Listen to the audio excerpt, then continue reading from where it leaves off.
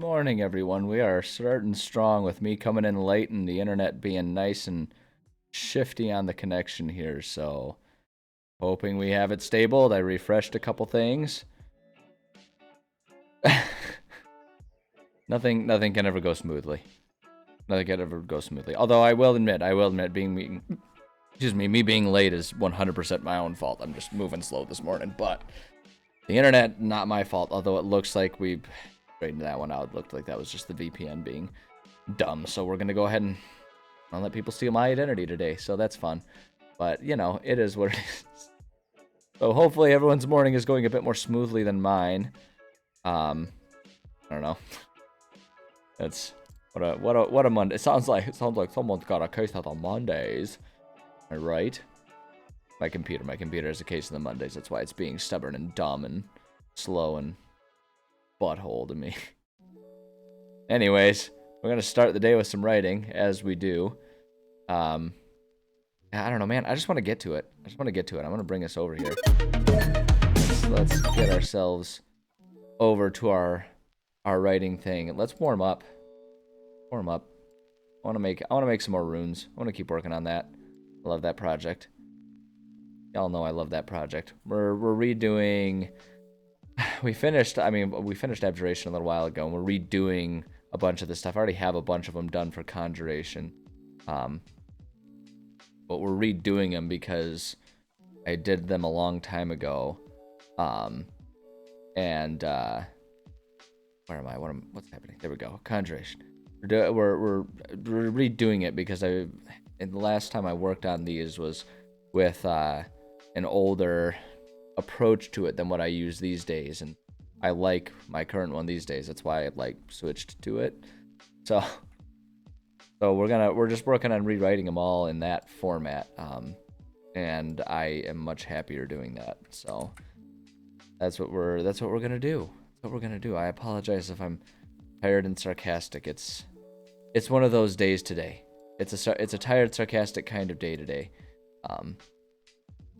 God, I need to copy and paste our format. It's just easier to redo it this way rather than to try and refill in the blanks and all that crap.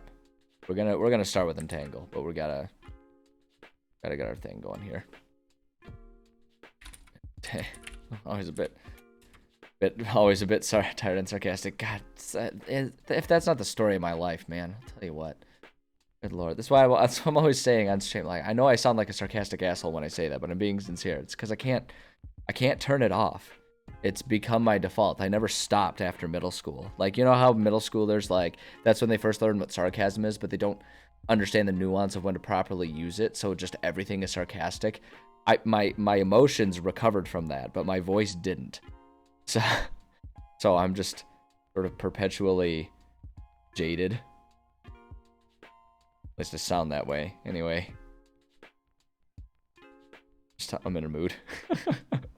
I'm in a mood, but what else is new? No, I'm actually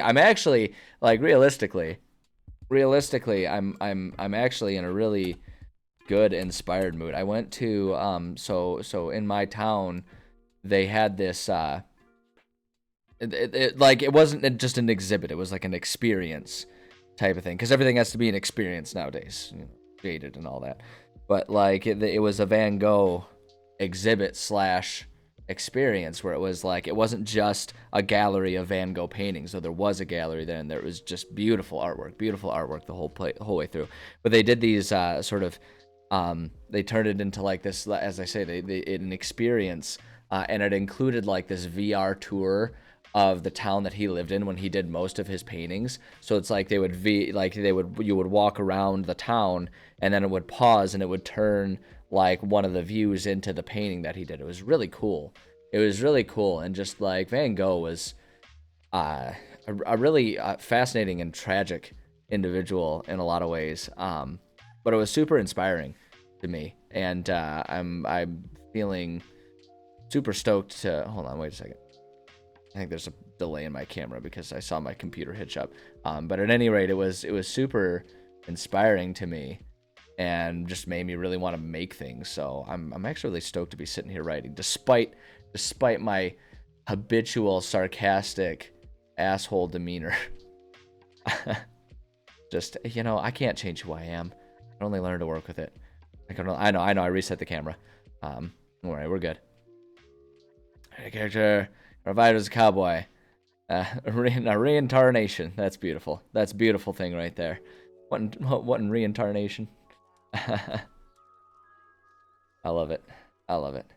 But yeah, no, I'm feeling stoked about getting to sit here and write. And it just like it made me in general feel really fortunate that I live a life such that I have the freedom to sit here and spend time creating things the way I like to without there being any sort of pressures. Because like you look at a character like Van Gogh, and it's such a common story of these artists who never sold a painting while they were alive. It wasn't until they were deceased and the right person came along and found their collective gallery sitting in an attic, right, or their sibling, in Van Gogh's case, his siblings, once he was gone, promoting his artwork, that he started getting recognized and all that stuff. And it's like, they spent their lives trying to be these artists, just like poor and downtrodden.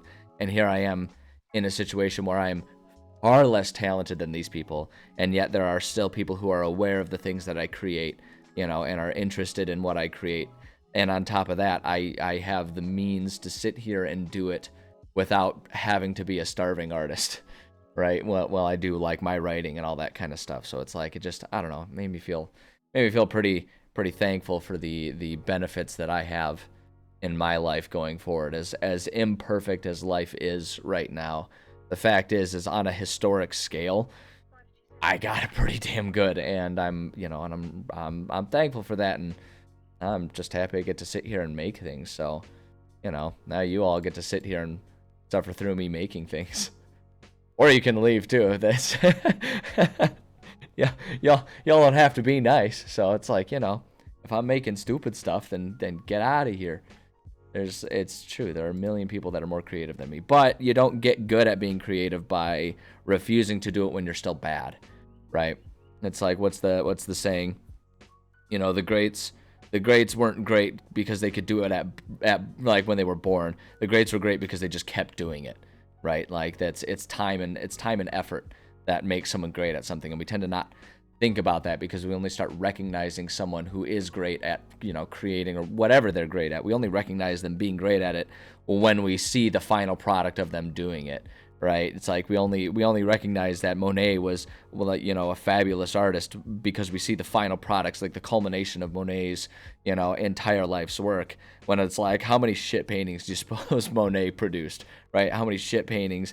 Yeah, I saw many of the ones that Van Gogh painted that were frankly garbage. It's like, yeah, I can see why people weren't like super interested at first when like he produced his first sunflower paintings. It's like, yeah, I can see why that one didn't garner much attention. But then eventually he keeps working on it and improves it, and some of his later ones were just some of the most beautiful paintings you've ever seen. So, just keep sucking, and then maybe one day you won't suck as much. That's what I'm praying for. Morning, Soul Free Wolf. How's it going? Good to see you. At any rate, maybe if I'm going to talk here about like practicing, I should actually like do it and write. So let's work on making Entangle a nice rune here. That's fun. That's on the same creative caliber as someone creating a beautiful painting of a starry night from nothing. There was one other piece of validation I got though from that Van Gogh exhibit. There was a little there were, like, as any museum does, there were all kinds of like placards talking about him and his life and all that type of stuff. And after doing some analyses of his paintings and like his color choices and stuff, a lot of it's become a pretty well thought of theory that he was colorblind, and I felt validated as someone who is colorblind. I'm like, haha, see, it's sometimes being colorblind means that we see colors in beautiful different ways. Oh, shiny issues. That's why you gotta have like multiple different things that you're working on writing, so you can just like distractedly bounce between them. Oh boy. But yeah, no, I felt validated. I was like, look at that. Maybe that's why certain things look more beautiful to me. It's like it's thought of, that's why he used such bright colors rather than muted colors for like his nighttime scenes, like Starry Night and all that stuff. Is because like he just was colorblind, and so like the more dim hues he couldn't see the differences from, so he chose much brighter hues to set the to differentiate. And so like people, people who might not otherwise think to use those colors see him using it and think he's doing something unique, and all he's doing is like, what? That's what color it is. I don't understand. So, all right. At any rate. Grasping weeds and vines sprout from the ground in a 20-foot square, starting from a point within range.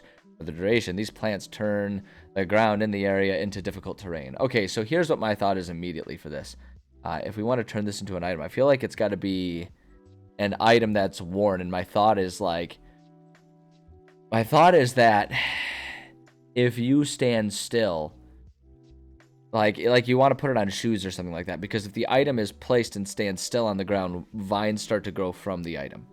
Is my thought about what a rune for entangle might do. Grasping weeds and vines sprout from the ground in a 20-foot square, starting from a point within range. For the duration, these plants turn the ground in the area into difficult terrain. So what I want to say, I want to change this to when placed on the ground, grasping weeds and vines sprout from the object. We'll say from the object in a 20-foot square, starting from and we can just actually say in a 20-foot square, and we can just do that. We're kind of just defining where it starts from, because it's a rune, right? So it's going to be attached to an item, and it doesn't, like, you can place the spell by placing the item, right? That's the idea. And it's like, my thought is, like, that's what it is. Once it's on the ground, it'll start producing the vines. For the duration, these plants turn the ground in the area into difficult terrain. I think it's as simple as that. A creature in the area, when you cast the spell, must succeed. Here's what I want to do. I want to and I want to change this to an up to a 20-foot square. We'll say each round that the item is stationary on the ground, the vines move 5 feet. Right, so it's like you place the item on the ground, and then like they'll move 5 feet out until they're into a 20-foot square. Is my thought process here. I think that's how I want to set this one. Round that the item is stationary on the ground, the vines move 5 feet. If the item is moved, the vines are broken and shrivel, and the item must be placed on the ground again for vines to start growing. If the item is not on the ground, the vines will not grow. This one's actually an interesting one, because I feel like this kind of does the opposite of what a lot of times happens with the spells, where the spells themselves make it, like when you cast a spell, like when you turn a spell into a rune, a lot of times by making it so that it's an always active type of rune, it kind of compounds the power of the spell. But I think the way this one is, it's kind of unique, where unless it's an item you're willing to place or you're willing to stand still, it kind of keeps resetting it. So in a lot of ways, it almost nerfs the spell. But I think that just kind of makes it an interesting tactical choice, because if you're a melee guy and you're going to stand still and wait for people to come to you, you can add some difficult terrain to the area around you, and maybe stop some of the movement of some creatures trying to get to you, especially if it's a far enough out thing. You can kind of control how quickly things can get to you in a certain way. Or you can have an item that you toss and leave on the ground, and it can be, in that situation, sort of like it turns a level 1 spell into a cantrip. But I think that's good. All else fails, throw a dwarf at it. That's just a redundant statement. You don't got to specify what you're talking about. Just, if all else fails, throw a dwarf. That's just, a baseline idea. Just don't tell the elf. A A creature in the area where you cast a spell must succeed on a strength saving throw. Okay, so a creature in the area, we'll say, instead of when you cast the spell, we'll say when the vines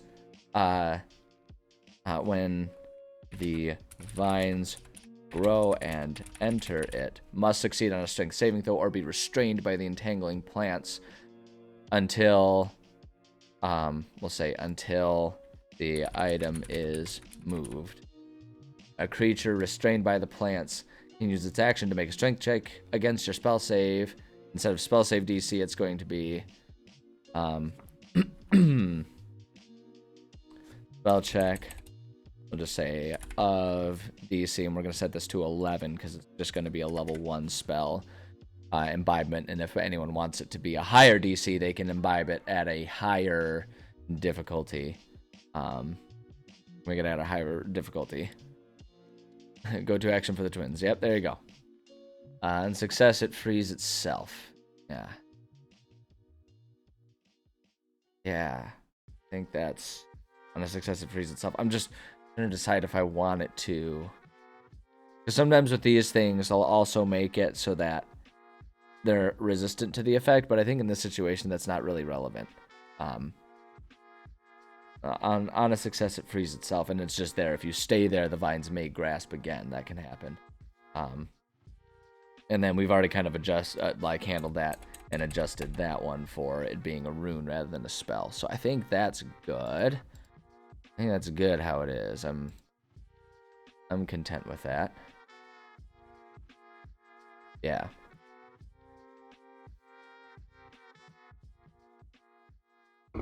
So, alright, so just some basic stuff. Jillian Million, thank you for the follow. I appreciate that. Glad you're having a good time. Okay, so how it's cast. Item is placed on ground and left in one space. Moving item breaks the spell. Range, 20-foot square. That's already kind of described there, but we'll just put it in the quick notes. Duration, we'll say vines last as long as the item remains stationary. Attack and save, baseline DC 11. The 11 strength in this situation. An imbibement type is just not relevant. I don't think I have anything additional. I kind of already put the additional notes up there. I think that's good to go. And if not, we'll just rewrite more stuff in there because this is, just a project of mine. It's my document, and I can do whatever the hell I want. So we got that going for us, which is nice. Type of item it can enchant here. I want to... Oh, no, that's what I wanted to have happen. You want this underline. One of these days I need to actually just flat out change the template that I used for myself on that one. Just actually have it already underlined. Same with all these. It looks better when they're underlined. It's a bit easier to understand what's happening.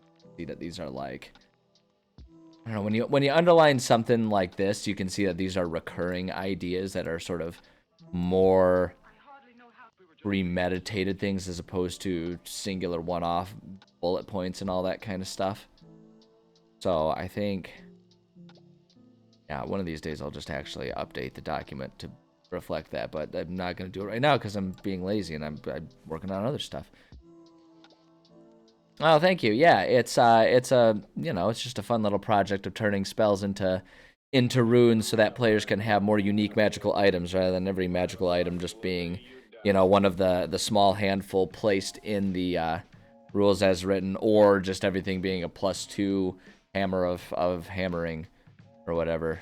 Just it gets dull and anticlimactic when every special item is just like, oh yeah, you're slightly better at hitting with it. It's like, well, that's just what like leveling up and getting better as a character is supposed to be. A magic items should just be like rad.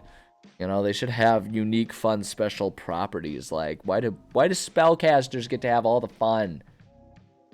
Barbarians want to do cool fire magic, and, like, blood magic and shit, too. Like, let them. What I say. Some numbers and objects. Yeah, kinda. Kinda. Like effects. It's all kinds of cool stuff. Fun stuff. And it's like, you know, that's the beauty of doing D&D as opposed to playing Skyrim. Is like you can do whatever the hell you want. Well, admittedly, with a mod world the way it is, and Skyrim being as perpetually supported as it is, you can kind of do whatever you want with that one too. At this point in time, you can find a mod for anything in that game. But the point is, with a tabletop, you can do whatever you want, and so I want to do this. Type of item it can enchant, can be, I don't know why I put enchant. It's imbibe or imbue. And the only reason I do that is because enchantment is a school of magic, and it just gets confusing. The barbarian to have fire. Hell yeah. If there's anyone who can make the most destructive use of fire, I feel like it's the barbarian. And I say go for it. The more chaos, the better. I love chaos in my games. Chaotic D&D games are just the way to be. 100%. 100%. Type of item it can imbue can be placed on anything, but best put on an item that will be left on the ground. Rocks, rocks, other ground things, or even shoes are good. Boom, boom. That is definitely what is implied when you give the barbarian. But I like to think that maybe some barbarians wouldn't do it intentionally, which just turns it into clumsiness instead of flat out arson. I like to give the benefit of the doubt from time to time.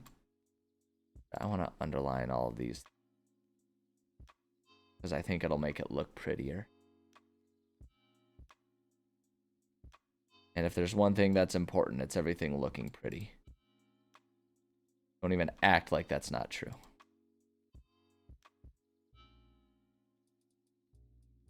Time that happened, twins kidnapped old random lady and made a goose cult. That's an interesting connection with arson, but you know what? I actually like the implications being ambiguous rather than knowing the story. I think just letting the imagination run with that one is perfect. All right, so if this item is good, so it's like, as always, when people are enchanting an item, there's the chance that they will accidentally grant it sentience or make it a cursed item. Because, I mean, of course, why not, right?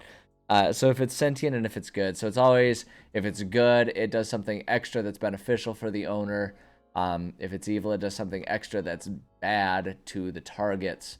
If it's lawful, narrows its focus, but is a bit more powerful. And if it's chaotic, it broadens its focus, but it's a little bit weaker. I think this one's actually going to be pretty easy. So if it's good, doing something a little extra, we'll say the vines have a grounding effect on the owner of the item. If the owner is standing within the area of the vines, they cannot be knocked prone. Like, if they try to knock you back, all you do is you just kind of do the Matrix thing, because you're like, your feet are so anchored to the ground thanks to the vines. They help make sure you don't fall down and get knocked prone. And that's good. And then the evil one, yeah, I think this is an interesting, or an easy one to figure out. The vines grip enemies particularly strongly. Any restrained creatures will also take 1d4 damage at the start of their turn. So it adds a little bit of extra damage there. So then lawful, where it's like a bit more narrow in its focus, but a bit more powerful. I thought for this one is vines only spread out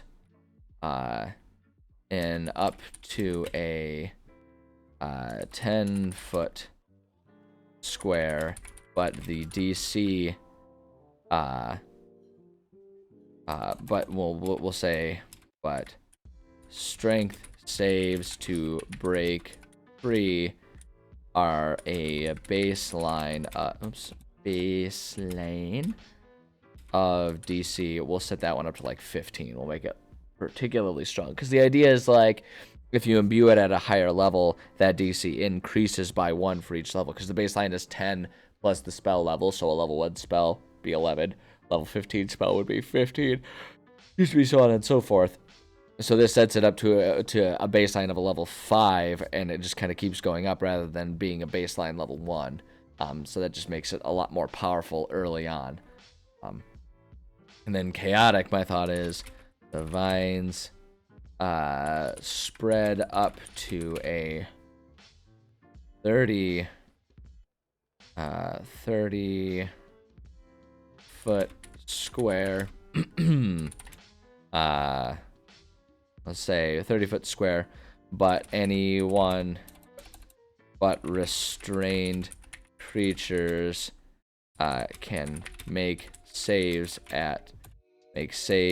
checks with advantage as the vines are a little thin to spread out so far. So it's like got a wider range of effect, but it's a bit easier for them to break out. So I think that's a good way to do it. How's it going, Horseman? Good to see you. Glad to see you here. So yeah, I think that's actually really good. This one's a really easy one to figure out the sentience for. That's for ding dang sure right there. Yeah, and I like that too. I think it's a simple and effective one. And I think it'd be a lot of fun.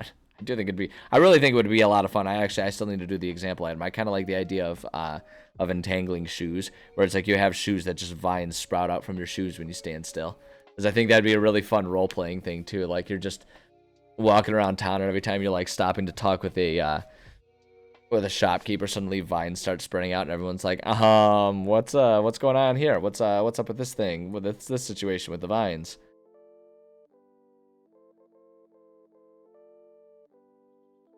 I just think that'd be a really funny thing for a player to have to explain.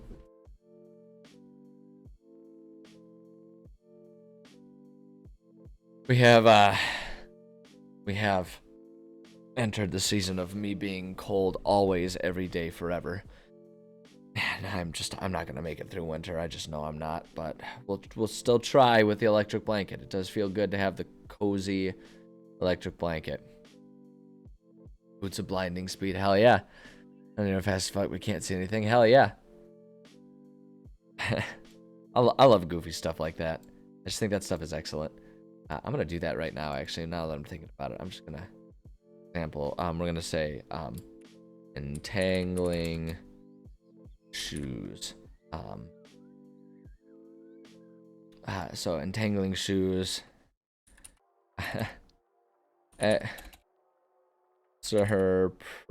Surprisingly popular with babysitters who would use the shoes to help get children to hold still for just 5 minutes every now and then. Just that's all you need. That's all you need. The implication of that is just kind of perfect right there. I think that right there is excellent. I actually really like that idea. Just a babysitter doesn't use like a playpen or anything like that. Just like, but like, you know, I'm using the shoes, but it'd be really funny. It'd be really funny if like a babysitter just had like a little disc of entangling vines. Like every time the children were like acting up to what, like that was the timeout corner. Just throw down entangling vines. It's like, yeah, you've just been double snared, little shit. Sit down and think about what you've done. How's it going, Alpha Wolf Neko? Good to see you. Good to see you here. I like these items. All right. So if it's cursed, it's always the extra powerful benefit, and then we gotta have a side effect of it.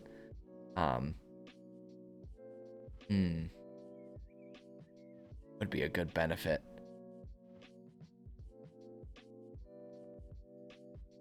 Okay, here's my thought. The vines will move with the item rather than breaking when the item is moved. So it's just that you don't have to restart. The area always goes around. And then I think the problematic side effect is simply that the vines do not differentiate between enemies and non-enemies. It's as simple as that. So you're just like, you got this item. You don't have to worry about resetting up the anytime you move the item. Like the vines just kind of go along with it when you move it to a different place. So you don't have to worry about the vines having to regrow and respread out. But the flip side of it is that just like they're always there and always attacking everything. Which I think would be hilarious. Someone having to deal with. The other option, actually, no, the other option though, maybe this makes more sense, is that the vines don't stop. I actually like that idea better. Still, they can't differentiate between enemies and non-enemies, but the vines have no maximum range and continue to grow for every round they are allowed to grow. That's a bad sentence formation though. Vines have no maximum range and continue to grow as long as the item remains on the ground. Boom, there we go. Actually, I like that one better. So it's just like, because I like the idea of if you forget the item, the vines will just like continue to grow and grow and grow. We're getting breakfast soon. Yeah, if you're hungry, hopefully. I've been doing all right. Oh, excuse me. I had a slow start to life this morning. I have been having issues with one of my hips. Has been super sore lately, and it was bothering me a little bit this morning. But we got some good stretching in after this morning's workout, and it's feeling better. At least better is always, I'll take better instead of worse. I'm content with that. And it's luckily not like a crippling thing. It's just an irritating thing. So, got that going for me. Which is nice.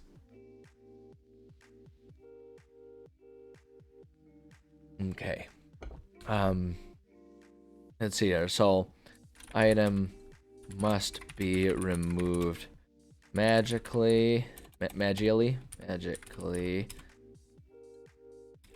if the owner tries to remove or abandon the item, it will grow vines and entangle itself to the owner, having their movement speed for 1 hour. So it's like if you try to get rid of it, the thing's just gonna like grip onto you, and the vines are gonna be so thick and heavy as it like grips onto you that you're gonna be slowed down by it. I like that. It's just really clingy. It's not malicious. It's just super clingy. Damage in your hip. Something wrong. But yeah, hips are such an annoying one to have issues with because like you can't, like there's not really a way to avoid using your hip. Like even going from sitting up to laying down requires hip activation. So it's just like it's a very ever-present situation. You can't, it's like if your foot is off, you can put it in a boot, you can elevate it, and you can generally move without having to engage your foot at all. But like you can't really do that with a hip, because even just laying down, requires a certain activation of the hip. Really annoying. Definitely a pain in the butt, which is why I'm glad that mine just tends to be intermittent and usually only flares up if I take a long run and for some reason have a couple bad steps while I'm going on the run, which is what happened yesterday and why my hip's acting up. I had a very long run. It was a very good run, but at one point in time there was an area of construction that I had to kind of be running on the ground for, and I had a couple awkward steps on uneven ground that had like rocks and dirt strewn about it because of the construction and stuff, you know. Nothing I could really do unless I wanted to just turn around and not be able to go for a run, because they have so much construction, have so much road construction going on in my town right now that there's nothing to, just like, I don't have routes to get anywhere from my apartment without going past construction. It's like, it's literally impossible because they're working on the road right outside of my apartment. It was like, either deal with the construction or, you know, don't run. Yeah, I already do feel better. Like I said, I got some good stretching in this morning. And that definitely helped. I soaked it yesterday. I did a nice Epsom salt bath afterwards, which always kind of helps soothe those types of things. And now it's just so damn cold all the time that it's like a naturally occurring cold compress on it. So that's nice. No, I'm doing fine, all things considered. Mostly I'm just a complainer. I was able to get a good workout in this morning. I just made sure it was low impact, and we're good to go. We'll just get some good stretching in for the next few days, and I should be all set. Should be all good to go. And speaking of good to go, I think this rune is good to go. I'm content with this. I do like the idea of a cursed item just being like super clingy and it being like a problematic irritant because of that. I think that's, I don't know, maybe I'm the only one, but I think that's hilarious. I think I'm funny, and that's all that matters. All that matters. As long as I can entertain myself, I don't need anyone else to entertain me, and that's a just fine way to go through life as far as I'm concerned. Perfect. Okay, so with that done, I'm feeling nice and creatively warmed up. I am ready to work some more on this. I really want to finish this first floor that we've been working on, this basement temple tomb, the basement tomb area of this temple, and then hopefully we'll be all set to move on to the next floor as well today, is what my hope is. Let me pull up our map here. Get ourselves a map going. Oh man, I'm just noticing that I've got like a little wild and crazy hair curlicue going on. I'm growing out my hair, and it's at that length right now where it's like it's too short still for me to like really tie it back and style it like long hair, but it's too long for me to style it like short hair, which just means that it is just a chaotic mess that is just real joy to work with. But you gotta suffer through it if you want the long hair, and I want long hair again. It's been a few years since I had my hair nice and long, and I want to get it. I want to grow it out again. I had fun with some short hair styles, was rocking a mohawk for a little while, like a year or two ago, and walking just sort of like a standard short haircut lately, and that's been good. But I need, it's time to change it up. Get the long hair going again. It's been a while. Since I had long hair that flowed like Fabio's. Been a while. I don't know. I'm not gonna keep going. I'm sorry. I apologize. I even kept it going that long. It's excessive and torturous, so I apologize. You guys don't deserve that. The hell was I working on last time? A temple, tombs, ghosts and shit. Tombs and ghosts and shit. We have to put another puzzle in here somewhere. What was that? Wait, what room was the puzzle good? Hold up. Come on, tabs working. Puzzle in that one. Okay, great. We'll put like just, I don't know, some rich guy's like life savings. He put a puzzle there. He wanted it to be. Oh, here we go. We'll put a little bit of lore. We'll put like a headstone in because we're working on like this catacomb area here. We'll put a headstone of one of them that says that all of his children and grandchildren were a disappointment.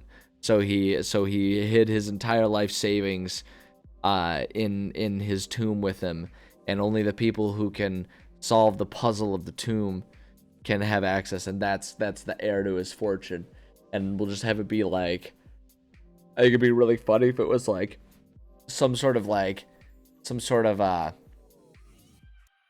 puzzle or like a riddle or something like that has a really obvious answer to anyone who's like not a self-centered prick or something like that. Like, so it's like a riddle where the answer is like love or understanding or acceptance or something like that. And so like all of the family members, because they were all pricks and they never understood, And so like the rich guy was just mad at them, and he's like, no, only nice people get my money. I think that'd be really funny.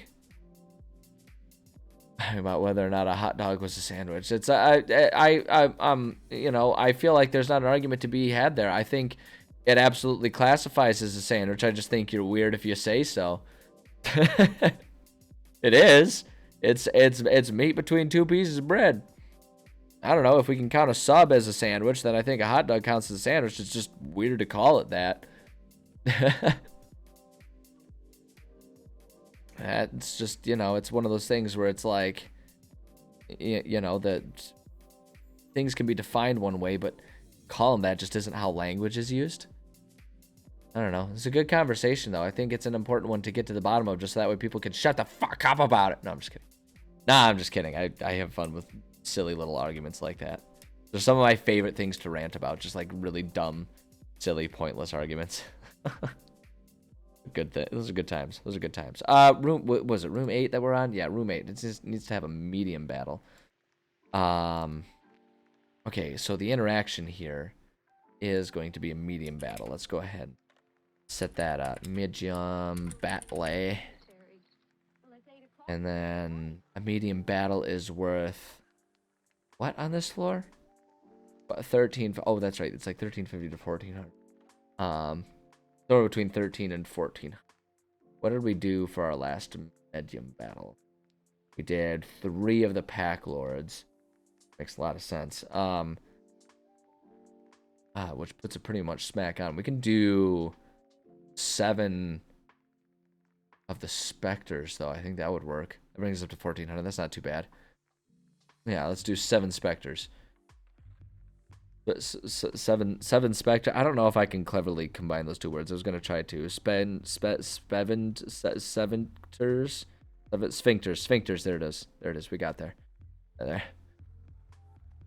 Yeah, absolutely. A hot dog is totally a sandwich, and that's, you know, it's silly to deny it, but it's also silly to point to like sit there and say I'm going to have a hot dog sandwich today. Because if you said that, people would be like, "What the fuck are you talking about?" it'd be a really weird way to phrase it. I'm trying to think of a good comparable example. Like I feel like it'd be like saying I feel like it's like saying, like, is ice cream a frozen dairy treat? It's like, yeah, but no one's gonna say I want some frozen dairy treat for dessert. No, they say they want ice cream. It's like, it's not wrong, but yeah. Difficulty of a dungeon. It's coming out. So the way I do things is I utilize, and like it's kind of me showing the work for the way the player handbook a lot of times will kind of break things out as far as like as far as combat math and stuff like that goes. But basically the way I do it is I look at, so for any given dungeon, right? The way I like to do it is, any given dungeon is meant to, the way I design things. Okay, let me just start a little bit one step earlier here. The way I design things is like each dungeon is otherwise a chapter, and so a chapter may include things that aren't within that dungeon, but largely speaking, one dungeon is one chapter, and each chapter is meant to take, on average, like I average and do the math for a group of 5 characters from one level to the next level. So chapter 4 is meant to take 5 players from level 4 to level 5.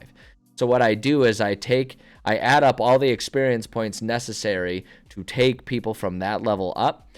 And then from there, I kind of break things down in a few mathematical ways that work for how I run campaigns, how I design dungeons, and ultimately provide the difficulty necessary to bring them to that point in time. And it's something that I just sort of experimented with until I found the right balance of what makes an easy, a medium, a hard, or a boss battle, based on how I run things and how my players play.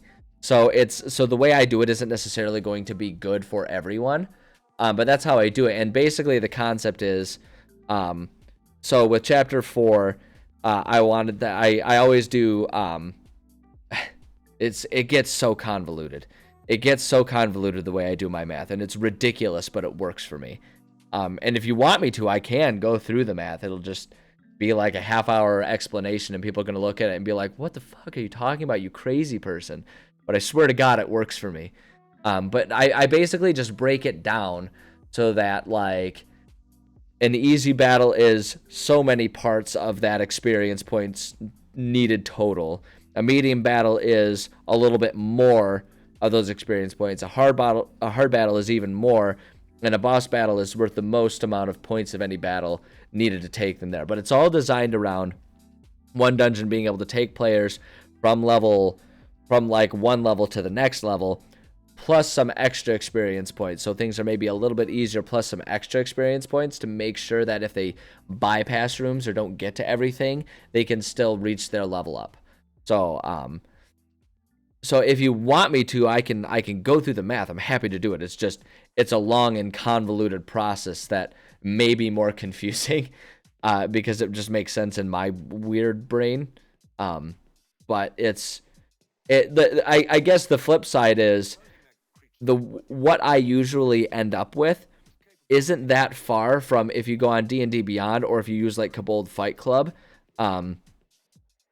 where it will like using the challenge rating type of stuff, it'll determine how many creatures of what, you know, difficulty, what challenge rating can be put in a battle to make a battle easy or difficult or hard based on the number of characters you have. It mathematically doesn't end up being very far off from that.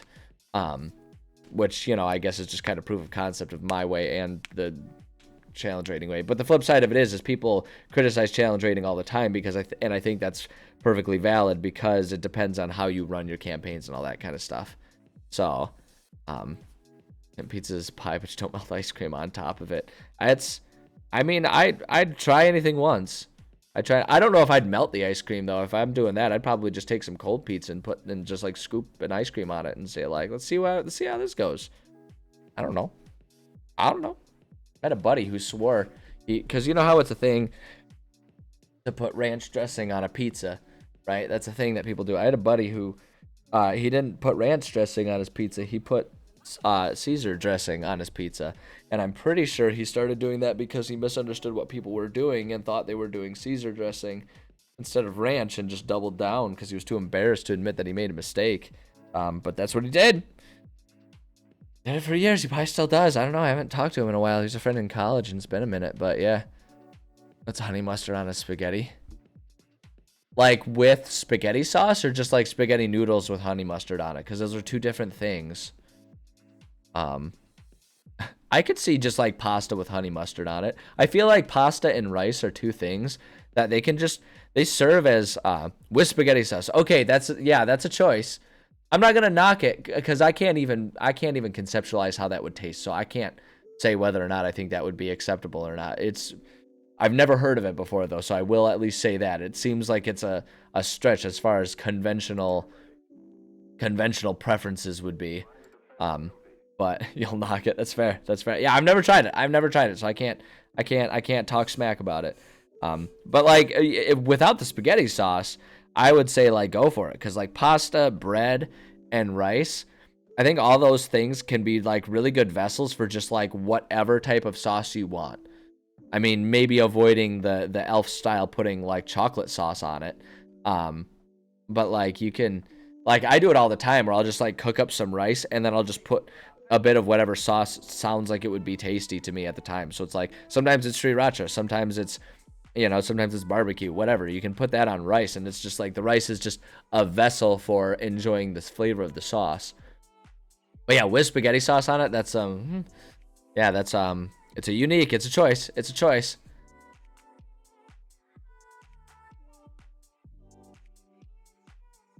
It's peanut butter and Miracle Whip sandwiches. I'm gonna go ahead and I'm gonna, like, if you're saying that's weird, I'm gonna push back a little bit and say that sounds fucking delicious.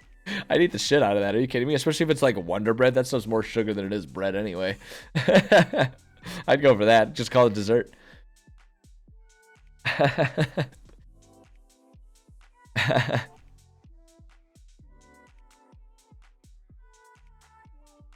Yeah, Miracle Whip, you can use that as like a base for all kinds of frostings and stuff.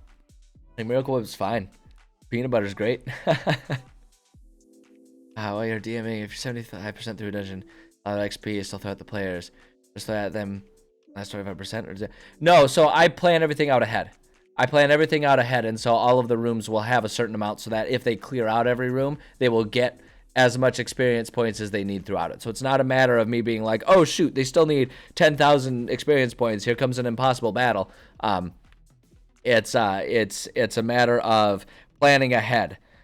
So you know what? Screw it. Let's just. It's been a while since I've done it. Let's go ahead and run through the math. Let's go ahead and do this. Let's fucking do this. Hell yeah. This is a fun exercise. We'll just start fresh.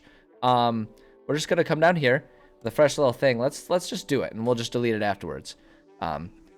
So yeah, I'll just talk about how I do it. So let's assume that we need to take. Let's do what we're doing with this one, right? This is chapter 4 of this campaign, so it's meant to take players. I balance it so that it would take 5 players from level 4 to level 5 by the time they're done with it. And I always balance for 5 players, and that's just because when I'm DMing, I will not DM for fewer than I won't just because like making sure it's worth my time and it's something that's manageable for me to do. I won't do fewer people than 3, and even then I prefer it to be a group of 4 with maybe just 1 or 2 people, like one person that has to miss every now and then. And I won't do more than 6 people. I will not do more than 6 people. And you can interpret that phrase however you want, and it's probably true. No, I won't DM for more than 6 people because I've done it before, and it just gets way too chaotic, and I don't have fun with it anymore. And as much as I like appeasing my friends and everything, it's like if I'm not enjoying this process, then I shouldn't be doing it because I'm not going to be leading a good group. So I always balance it for 5, assuming that if it's a group of 6, things will be just a little bit easier for them, and I might have to throw them a couple extra side missions and stuff like that to make sure they get the experience points they need.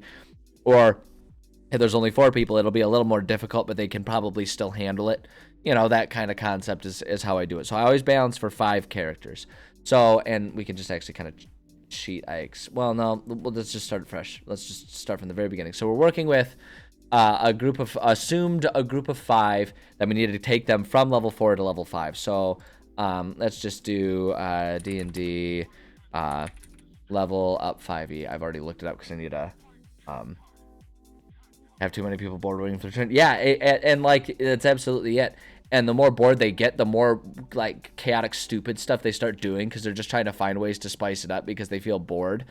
And things can derail so damn fast because then you get this rowdy group of people that are all just like playing off each other, and it's too much.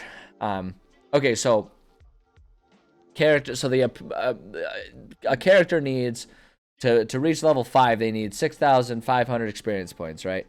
So we'll come. No, I don't. Stop telling me to stuff with my settings. Stop it. Phone/calculator. So 6,500, but then we minus the 2,700 because it's to go from level 4 to level 5. So one character needs about 3,800 experience points to go from level 4 to level 5. So we'll multiply that by 5 because we need to make sure we get 5 of them up there. So we have 19,000 experience points to work with here. So we need 19,000 XP for our group of 5. For our group of 5 to get up there. I'm gonna try to keep them involved. Yeah, seriously, because I feel bad when people are sitting there bored, no doubt. Okay, so that's how much experience points we need. Now, the way I like to break up my dungeons, and again, this is just from like I've been DMing for like, golly, it's been like 6 or 7 years of my life. So I have tried and done things horribly so often that me knowing that this is what works for me and how I run my games is just a matter of trial and error. So what I'm saying here, again, grain of salt, depending on how you structure things, depending on what you prefer the atmosphere to be, how you play NPCs, how your players play their characters and all that stuff, that's all going to factor into this. So what I do might not work, but it's a way to do it, and hopefully like you can take it and augment it to what it is. So everything I say, like, it may not work for you, and that is a-okay. This is just what works for me and what I've found, what I've kind of figured out about how I run things after the better part of a decade of trying. and failing in many, many ways. So we've got this. I like to break it down. So when I'm writing a campaign, I like to write them, as modules. And I like to try and, the way I do it is as things get more difficult, dungeons get more and more involved, right? So a level 1 dungeon is going to be much more simple and have far fewer rooms than a level 20 dungeon, right? So for any dungeon, basically what I'll do is divide by 2, round up to the nearest whole number. So level 1 dungeon, divide by 2, that's 1/2, round up to 1. That's how many sets of 10 rooms it's going to have.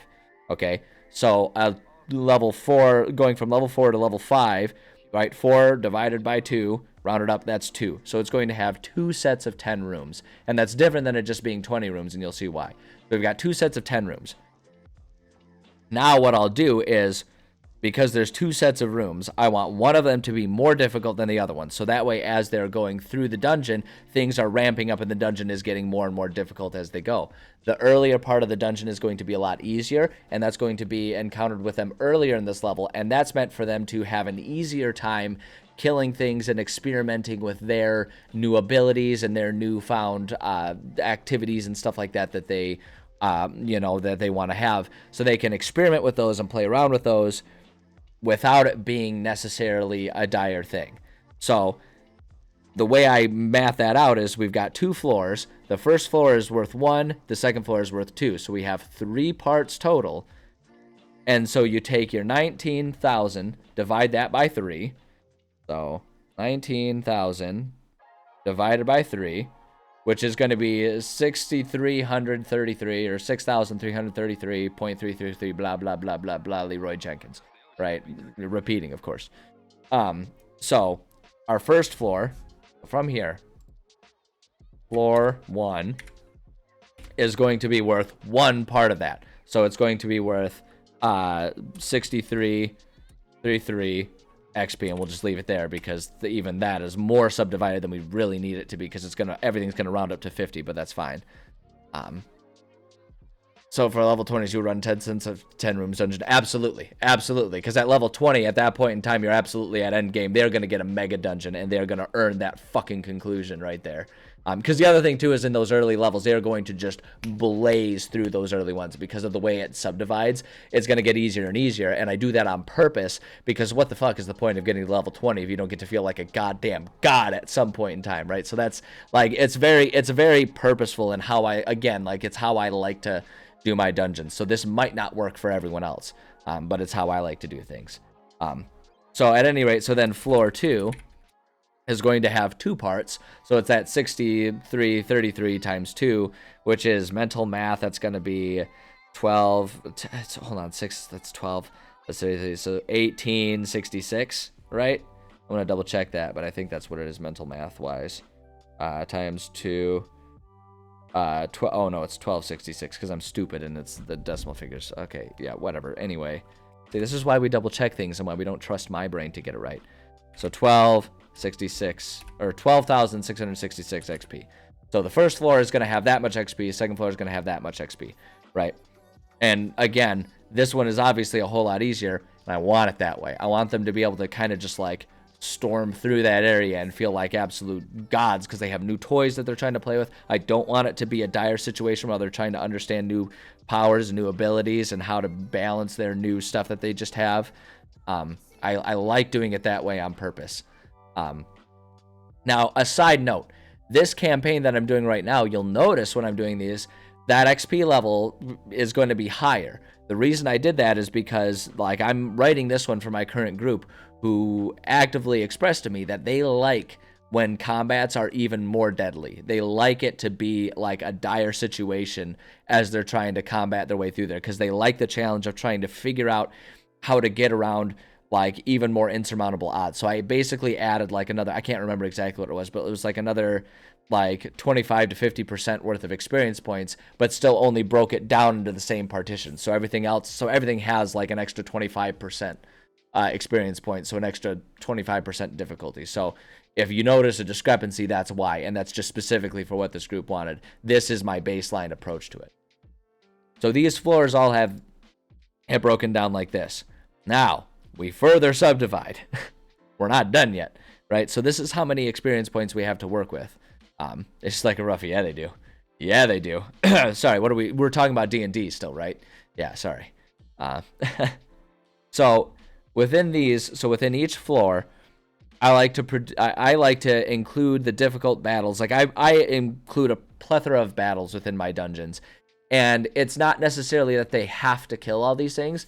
It's just that these are the potential battles they could go through. I will still give them their experience points if they find other ways to overcome the challenge within that room, that dungeon that those enemies present. So if they manage to, like, you know, trick them with roleplay, or if they manage to, like, you know, just like concoct a sleeping, like if they found a way to, like, you know, convince me that they concoct, like, you know, a sleeping gas that they knock all of them unconscious for, I would still give them the experience points for this.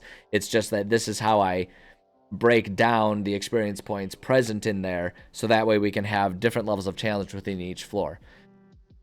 If we assume that, and easy, I'm gonna write this off to the side here so we can kind of visualize it. Easy battles are worth 1 partition. Medium battles are worth 2 partitions. Hard, I'm gonna get rid of the battles just because that makes it, there's more to read, and it just, I don't know. I need consistency even when I'm just doing an example. Hard battles are worth 3 partitions, and the boss battle for every floor, boss battle / mini boss battle, right? Because like on the final floor is when, like, the boss is going to be there, and everything else tends to be like a mini boss that answers to the boss. So they can, you know, you can use that as a role play mechanism, right? So that the mini boss can maybe give them information, give them clues, give them hints about what to do, whether it's because they interrogate them, whether it's because they turn them into a traitor, or they just search through their stuff and find their diary. You know, it's like the mini boss can be part of it. So there's incentive to deal with the mini boss, even though they're not going to be as challenging as the final boss of the dungeon, right? So they're all worth those partitions. Furthermore, I like to make sure we have 3 easy battles within a floor, 2 medium battles, and then we have 1 difficult battle, and we have 1 boss battle. So now we have to add up all those partitions. So 3 times 1, or excuse me, you know what, hold on. Yeah. So we have 3 times 1, 3. 2 times 2, that's 4. So 3 plus 4 is 7. Plus another 3, 10. Plus 4, 14. So we need 14 partitions within of all of these things. All right. Hopefully this is making sense so far. I know I'm kind of moving fast, and I know this probably only makes sense in my brain, but, you know, I'm gonna keep plugging forward here. And if you have any questions, feel free to ask. Right. So we take our 6333 and we divide that by 14, because we need that into 14 partitions. All right. So divided by 14, that equals 452, which means an easy battle is going to be worth 452 experience points, because each easy battle is 1 partition, and we've, like, one of those 14. So it's like it's worth 1/14 of the experience points present. All right, a medium battle is worth 2 of those, so we just multiply that by 2, so that's going to be 904, right? Medium battle is worth 904 experience points. All right, because it needs to be worth 2/14 of all of that experience. A hard battle is going to be 3 of those, so we take that first one times 3, that 1 partition times 3. So a hard battle is going to be worth 1357. Oops. Hard battle is 1357 experience points. And then finally, the boss battle needs to be worth 4 partitions there. So it's going to be the 904 times 2, so 1808, right? 1808 experience points. That's how the floor is broken down. And then the floor 2 is going to be double all of those things, right? So that's the experience points breakdown. That's how I do it. So an easy battle is going to be, you know, in this concept text, without the extra challenge that I added for my players at their request, right? An easy battle is worth 452 experience points. So that would be like dealing with 1 of our, what is that, like our Null Pack Lords there, which is the, a challenge rating 2. That's like a 1 creature challenge rating 2, or somewhere around 2 of like the challenge rating like 1 or whatever it is. So that's kind of how it ends up breaking down. And I just do it like that, and I just kind of do like make sure when I'm composing a battle, it's composed of roughly that experience points. It can be a little less, it can be a little more. It's kind of irrelevant, just so long as in total we're giving them roughly all that kind of stuff. Now, when I add the extra challenge, not only does that make things a little bit more difficult, but the other thing that's nice about that is it builds in a lot of extra room for experience points. So they can, if they're being thorough and they're being effective and going through and killing stuff, they can get rewarded by getting extra experience points and leveling up sooner, right? So they can, as they're going, they can level up faster than what the pace of the campaign is asking them to do, so they can enjoy some periods of being over leveled. Or the flip side of it is, if they just flat out bypass rooms and don't overcome challenges, just flat out avoid and ignore rooms, they can do that and still be leveling up the way I need them to go from section to section. So that's how I do my basic breakdowns. We can see here, we can just kind of do some quick mental math here, what I ended up doing for this first one. So we can see these with that medium battle, right? It's worth, that matches what the hard battle below. So that's, so 2 instead of, so it's like, this is worth 3/2. So it's like, that shows that I added an extra 50% experience points. So there's a whole lot of extra experience points, a whole lot of extra challenge. And they have definitely found themselves much more frequently at death's door and at risk of losing quite frequently. But they like it. So I'm like, all right, yeah, if you guys like it, then go for it. And that's just, you know, that's what they enjoy doing with the campaign. But that's how I basically break it down. So hopefully that makes at least a little bit of sense. And if you have any questions, by all means, I'll sit here and discuss them. The only thing that I don't like discuss is just like the justification for doing it the way I do it, because blah blah blah, this way is better, blah blah blah, that way is better. It's like, good, do it that way for yours.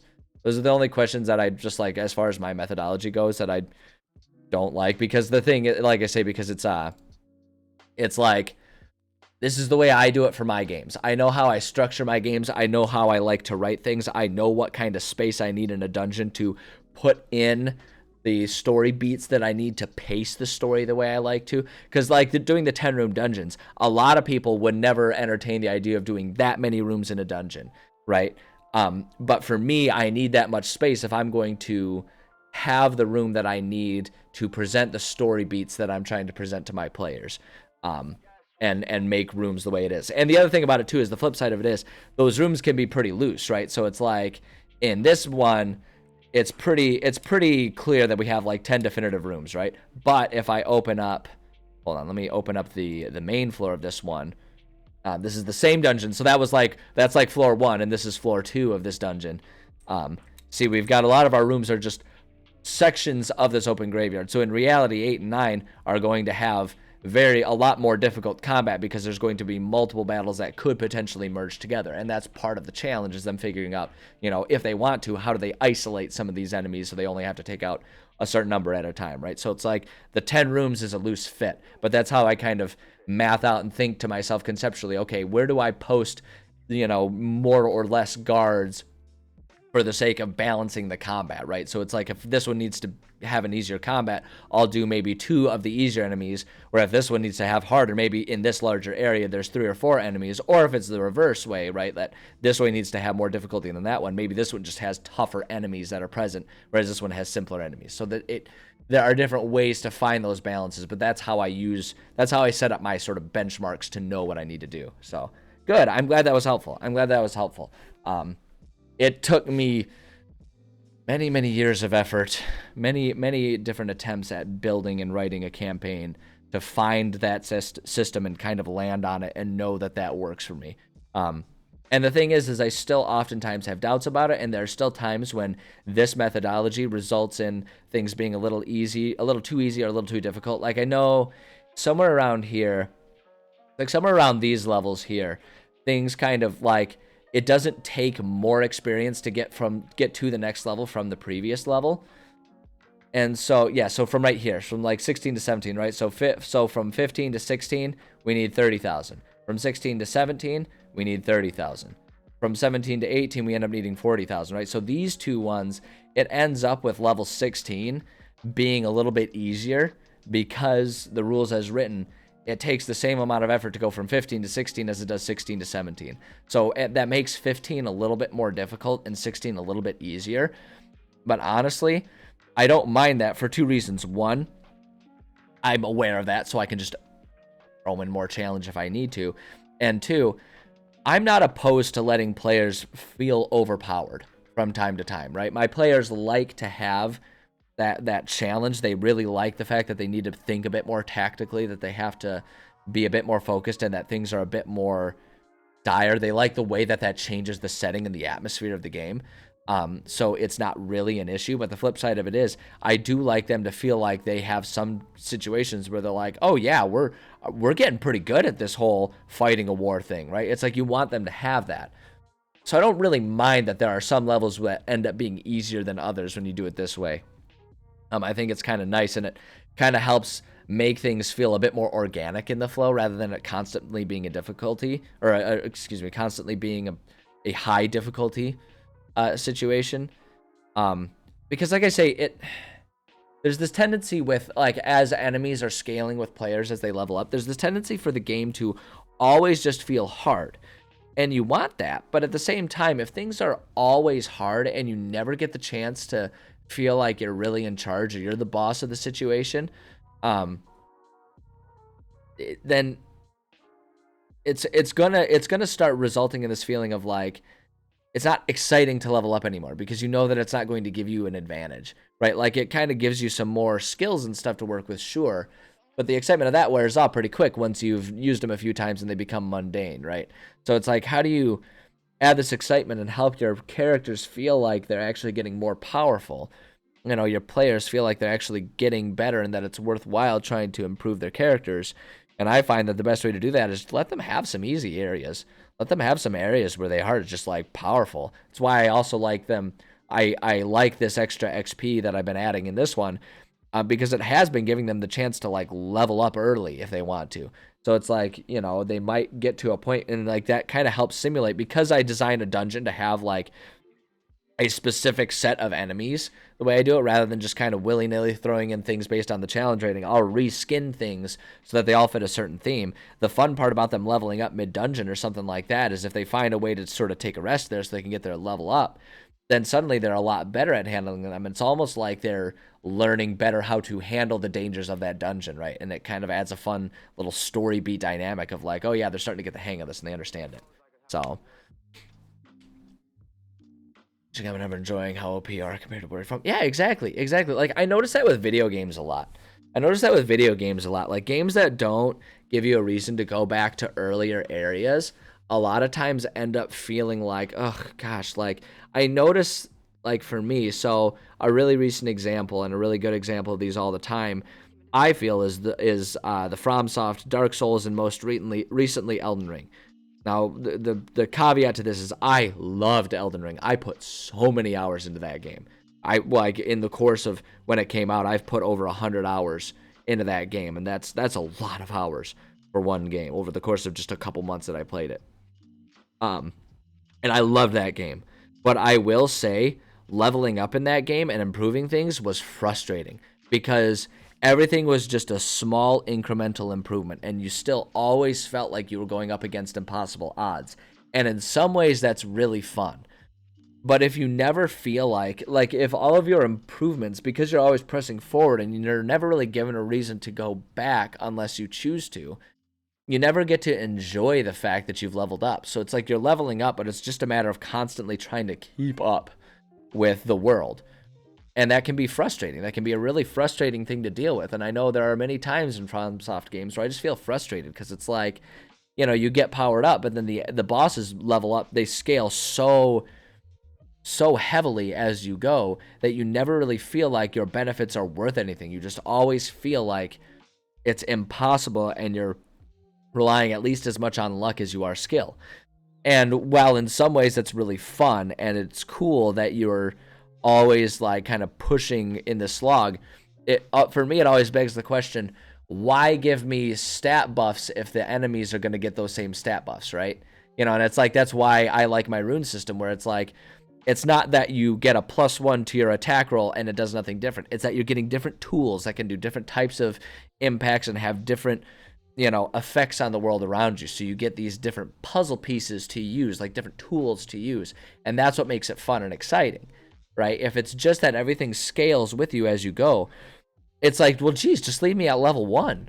Just leave me at level 1 and let's not have anything. Like, why bother? What's the point? What's the point if everything stays the same level of hard, right? And so that's why I like giving them stuff and giving them the chance to sort of be over leveled, as well as giving them easier parts of a dungeon so that in some areas they can, go through and feel like they're really large and in charge. And then as they get deeper, things get, more and more difficult, more and more challenging, right? And the other thing that's fun about that is then it can make dungeons dynamic. And then it's like, oh, they've leveled up as they were going through this like 7-floor dungeon. And then they make it out of that. Like as they're trying to make their way out, maybe some enemies have respawned or something like that. Because I'll do effects like that within the games to keep dungeons a bit more dynamic and interesting. And it's like, but if it's enemies that respawn in those earlier parts and they're a lot more powerful, they can be like, oh well, this is a lot easier. We're having a lot more fun here, and we can just sort of, breeze our way out of here. And it's like that change of pace is good for players. It gives them the chance to feel like their characters are actually becoming good adventurers, good heroes. And I think that's important. If you're supposed to be the hero, you should get to feel like the hero from time to time, at least from time to time.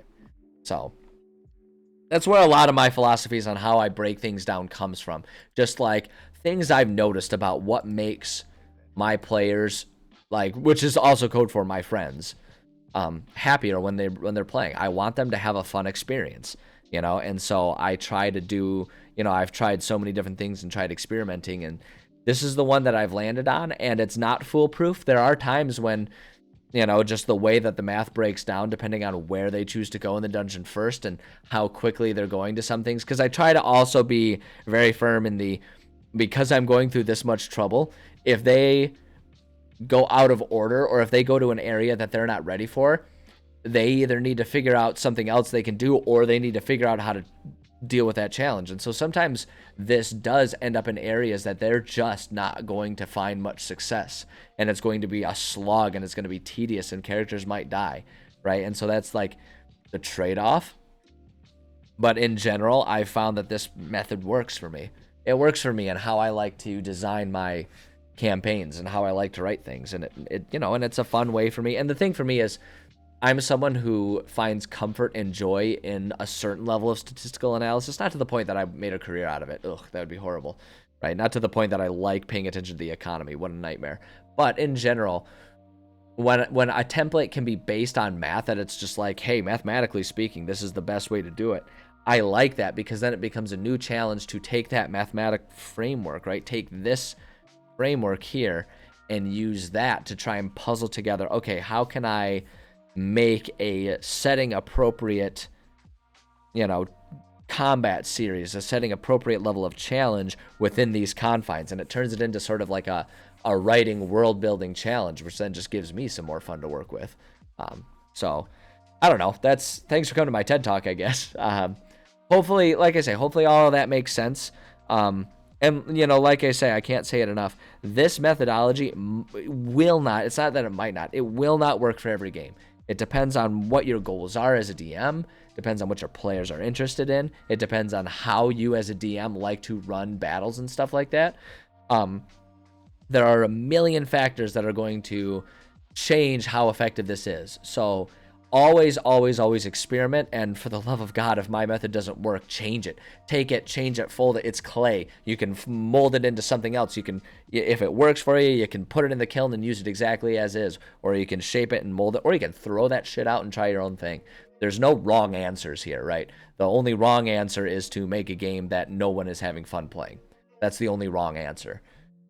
Which is why I always feel free to just kind of screw around with this stuff and figure out the best way to do it. So yeah, feel free to take that methodology, do whatever you want or need to do with it. But hopefully it also springboards a few ideas onto how you might want to, go about structuring a campaign and give you some ideas on how to balance what you're working on. Because I feel like that's one of the biggest, I actually kind of like these things being zoomed in a bit more, makes it a bit easier to read.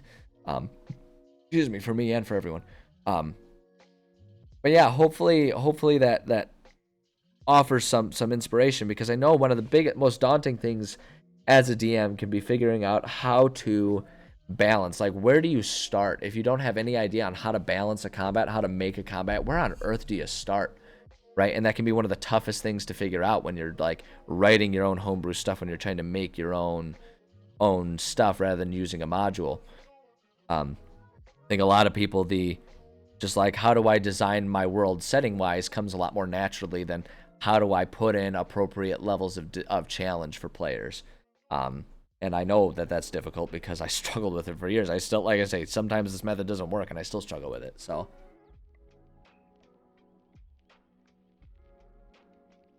hopefully that's informative and it works and it inspires you to have some fun experimenting with combat building. Because the flip side of it is I have a ton of fun building combats and all that kind of stuff. I have a ton of fun with that.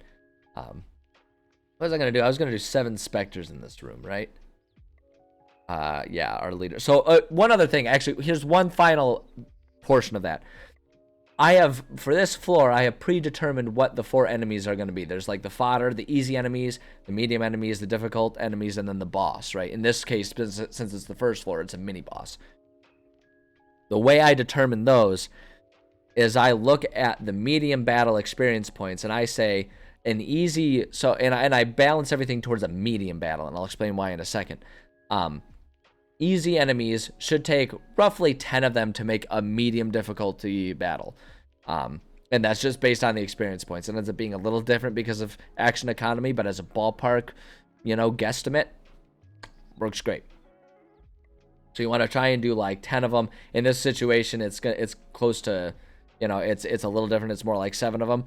Again, ballpark estimate, kind of depends on what you're trying to accomplish and what enemies you need and what enemies are available and all that kind of stuff. But baseline, 10 easy enemies should be about a medium difficulty battle.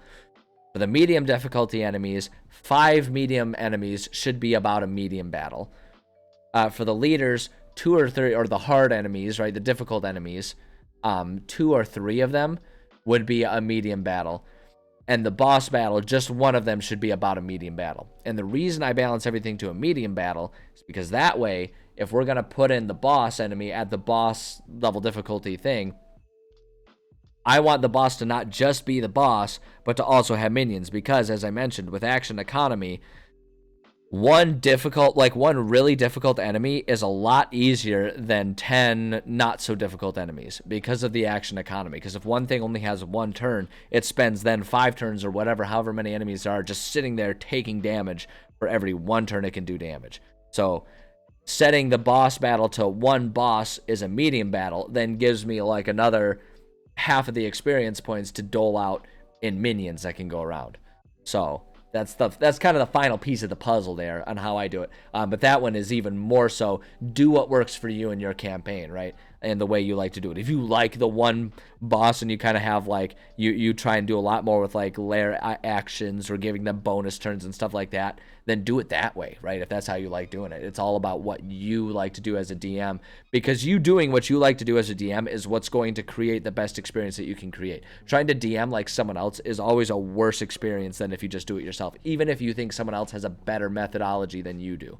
Right, which is why it can be so frustrating for people when you have like people comparing you to, known DMs like Matt Mercer.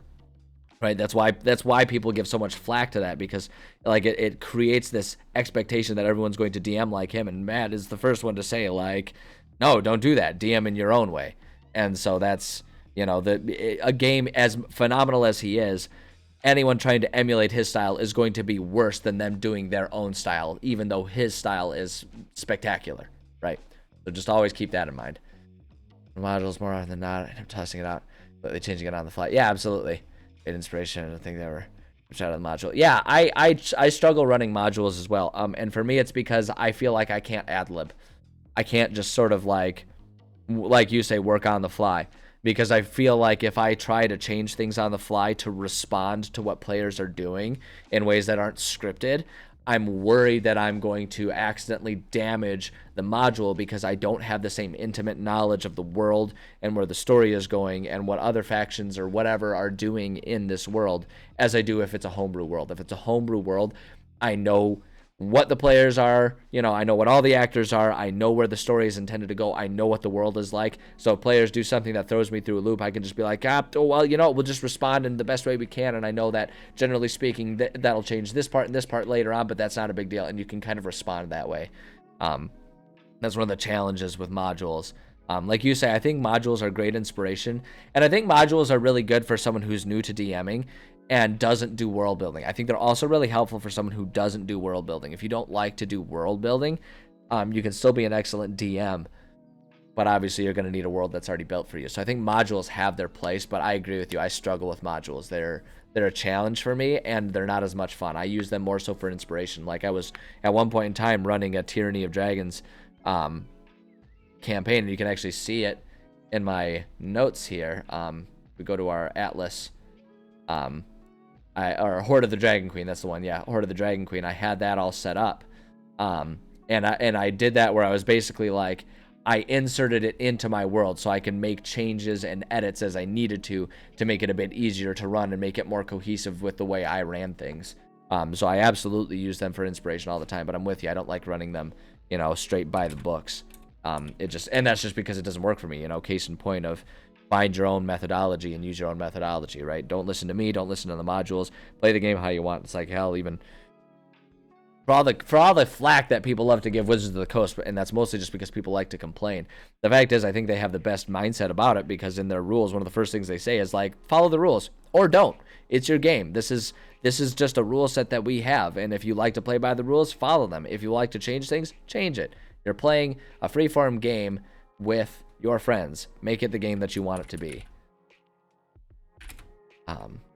So yeah, I don't know. A lot of words there. Hopefully some of them made sense for you. Awful at modules. Yeah, I think running a module is a completely different skill than world building and running a homebrew game. Completely different skills. It's not, DMing isn't just one skill. It's a whole bunch of different skills, and different people are better at different parts of it.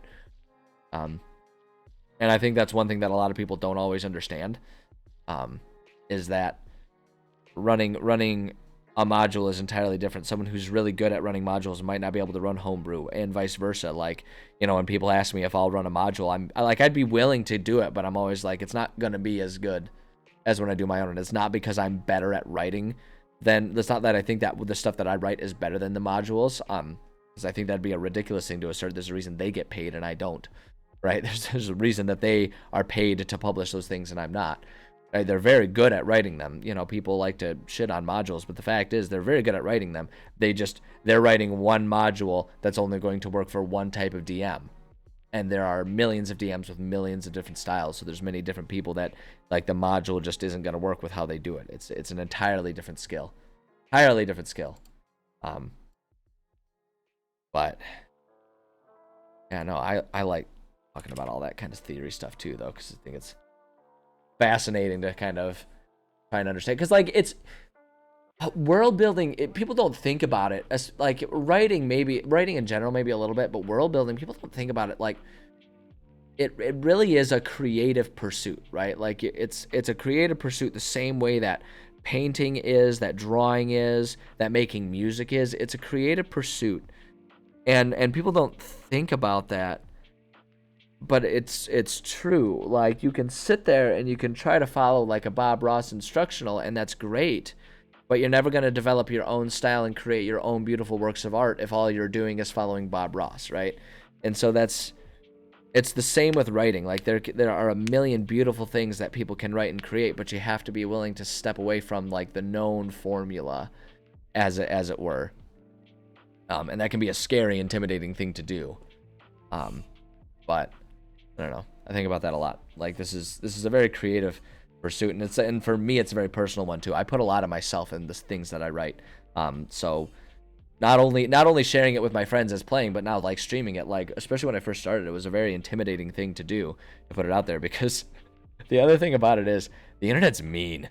People are real mean online. They will tell you what they think of the stuff you're creating. And so it's very nerve-wracking, but I think that's also what is so fun about it, is like I put a lot of myself in these things, and I try to create something that is true to what I like to create, that encompasses a lot of my thoughts and opinions and ideals in ways that aren't telling other people what to think, but rather me just presenting parts of the world in ways that I see them and all that kind of stuff. Like there's just so many facets of it, and that's what I think is so fun about this type of stuff. But it's also why there are so many different DMs and so many different styles of games out there, because everyone has a different life experience that they put into the things that they create. And DMing is a creative process. You know, it's like D&D is a creative process. It's collaborative storytelling, and it's one of the things why it's the most interesting and the most exciting creative pursuits you can do, because you're suddenly taking the imaginations of, you know, of 5 to 10 completely unrelated people, other than that they all play this game together, and trying to cohesively turn it into one tale. And that's what makes it so much more, not more fun, but so much fun in such a different way than like playing an RPG video game or something like that. And why I love the game so much. It's such a fascinating creative expose of so many different people. I don't know, I'm really rambling at this point in time. Maybe I ought to get off the soapbox here and actually do some of the writing that I'm speaking so highly of.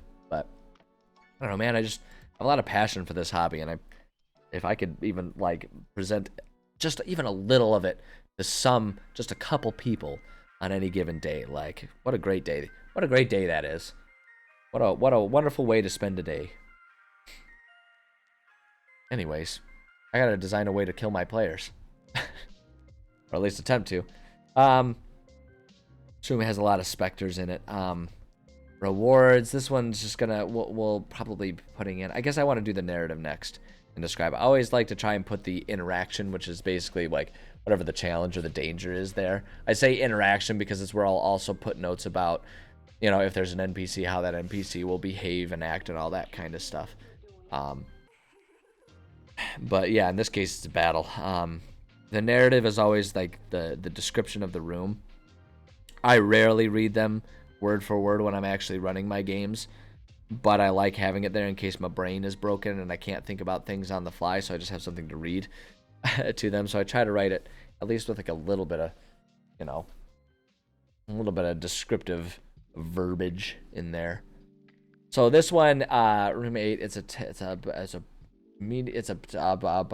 catacombs room.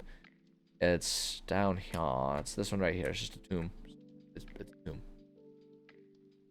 Nothing exciting about it. It's a tomb. So I don't know. You just kind of have to describe it. It can be a real challenge when you have like a catacombs where it's just like room after room that's just like corpses. Man, how do you make those sound different from each other? Unless you want to really get into the details of like putting in different coats of arms, which you always have to be careful of, because I love adding those types of details. But, oh my god, that's the #1 way to get your paranoid players to be all like, wait, I need to investigate that. We need to look into that. Guys, there's something here. We got to look into this. Because they'll start thinking, like, if I mention something, it must be important.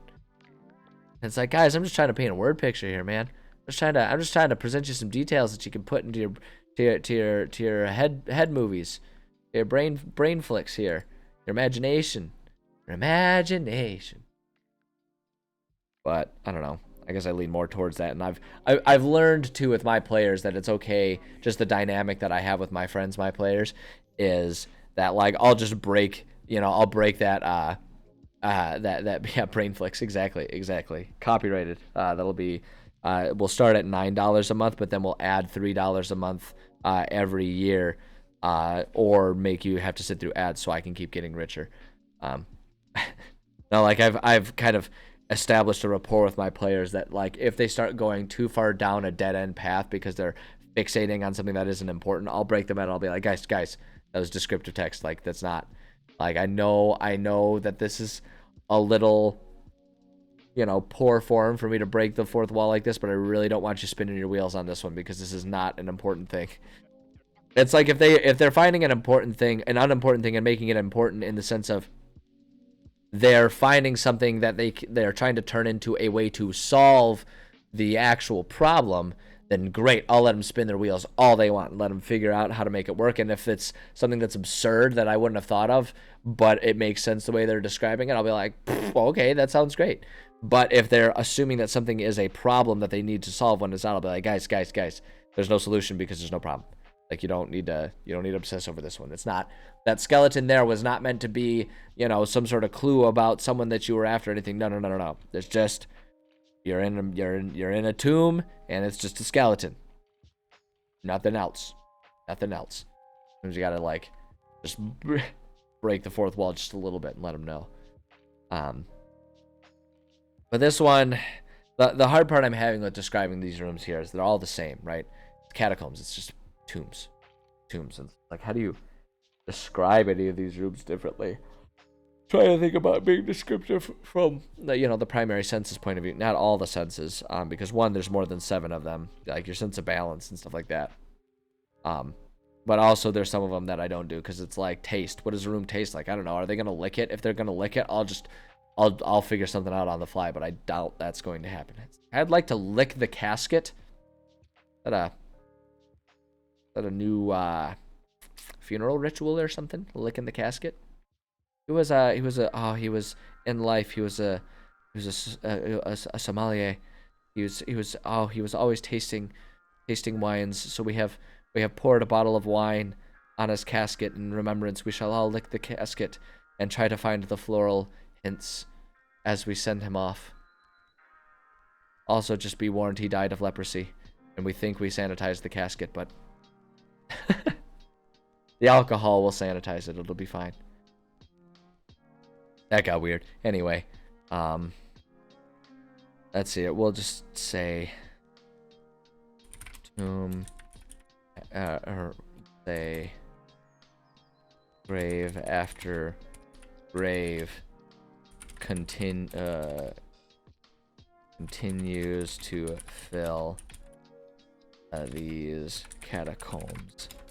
This room hardly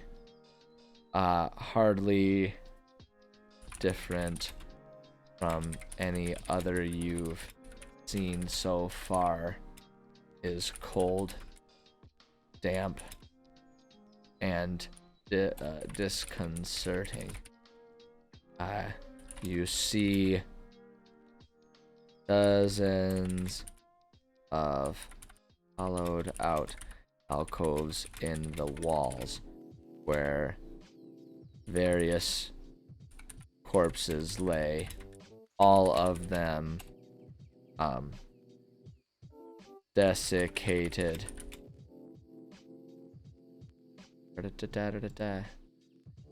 Desiccated to the point of being little more than dried skin and bone.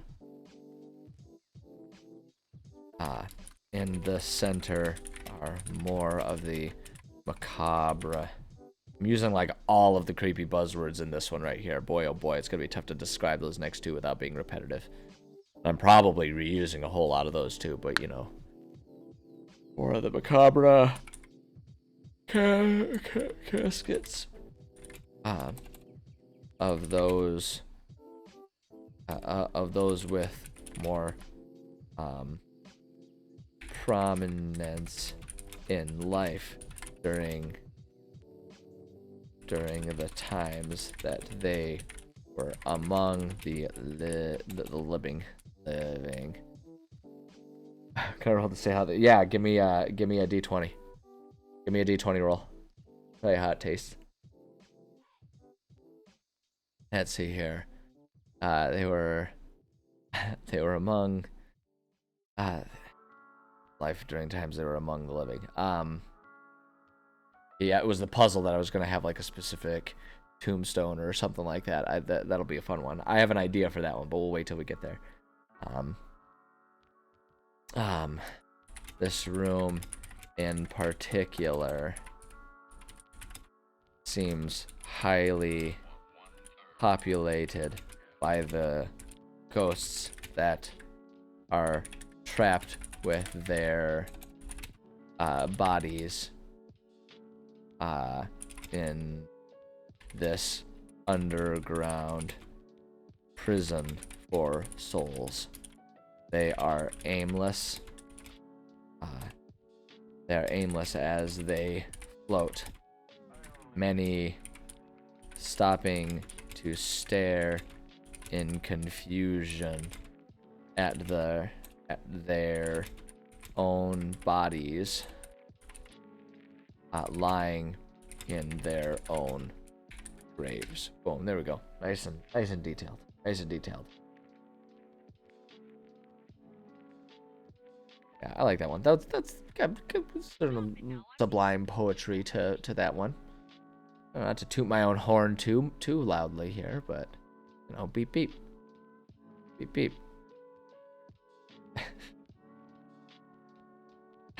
How you doing? How you doing on that taste roll? What would be the roll for that? What would be the roll for a taste? I feel like it'd be Constitution, right? Depending on what you're trying to lick, right? Does that seems to me like that'd be kind of on point. Like I go to lick it, okay, give me a Constitution save. Yeah, you don't. You throw. Yeah, like if they fail, it's like yeah, you throw up, you vomit. It tastes bad. You know, you just licked a corpse. Like what do you want? It tastes like sin. Although I guess that wouldn't be a good description. Tastes like sin. How many chocolate cakes are called like the sinful delight? Like what's sinful about eating decadent chocolate?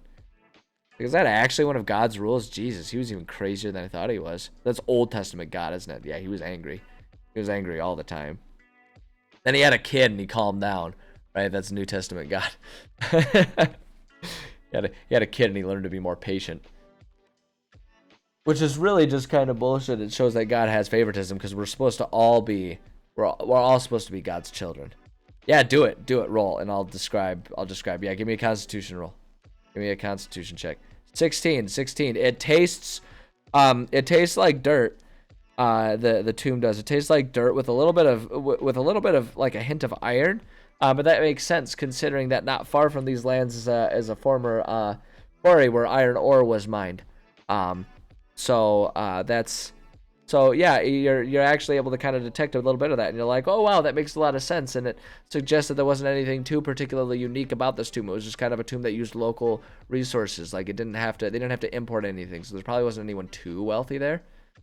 So you know, great. Savage out of 5. A 5. Yeah, you vom. You throw up. It's so gross. You're pretty sure you accidentally licked a worm while you were doing it. It's so gross. So gross. It tastes like peanut butter and Miracle Whip, or maybe spaghetti with honey. What was it? Honey mustard. What it tastes like. You vom immediately, just like projectile. Exactly. Yeah, exactly. You've defiled like 15 graves in one retch. It's bad. It's bad. It's real bad. It's, you know, but that's what you get for licking strange bodies.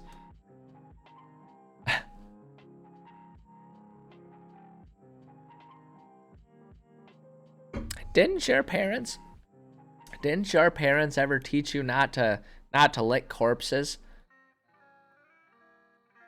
Someone will actually want to taste it. Honestly, knowing my players, one day it'll happen.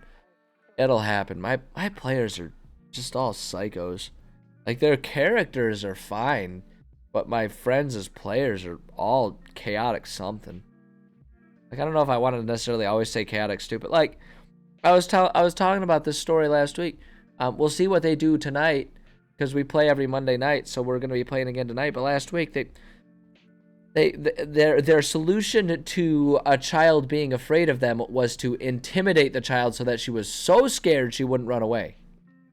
Like, that's literally what they did. They were like, oh god, convincing her isn't working. I'm like, yeah, because your adults like threatening her, telling her you gotta tie her up. Because it was a child of an enemy faction, and they didn't want the child to run back to the faction and like give him away. So like, hey, we gotta tie you up, and the child was like super scared, like, wait, why are you doing this?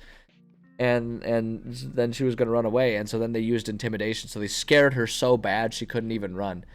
Like, that was their solution. Like, good god, you psychos. Absolute psychopaths. Because like the thing is, like, if it were a child that they caught snooping, that might be one thing.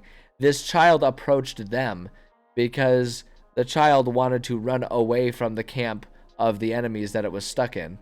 It didn't want to be around them. It was afraid of its own people. It was a Gnoll child, and it was afraid of the other Gnolls, and so it went to them asking for help, and they're like, okay, fine, but we're tying you up.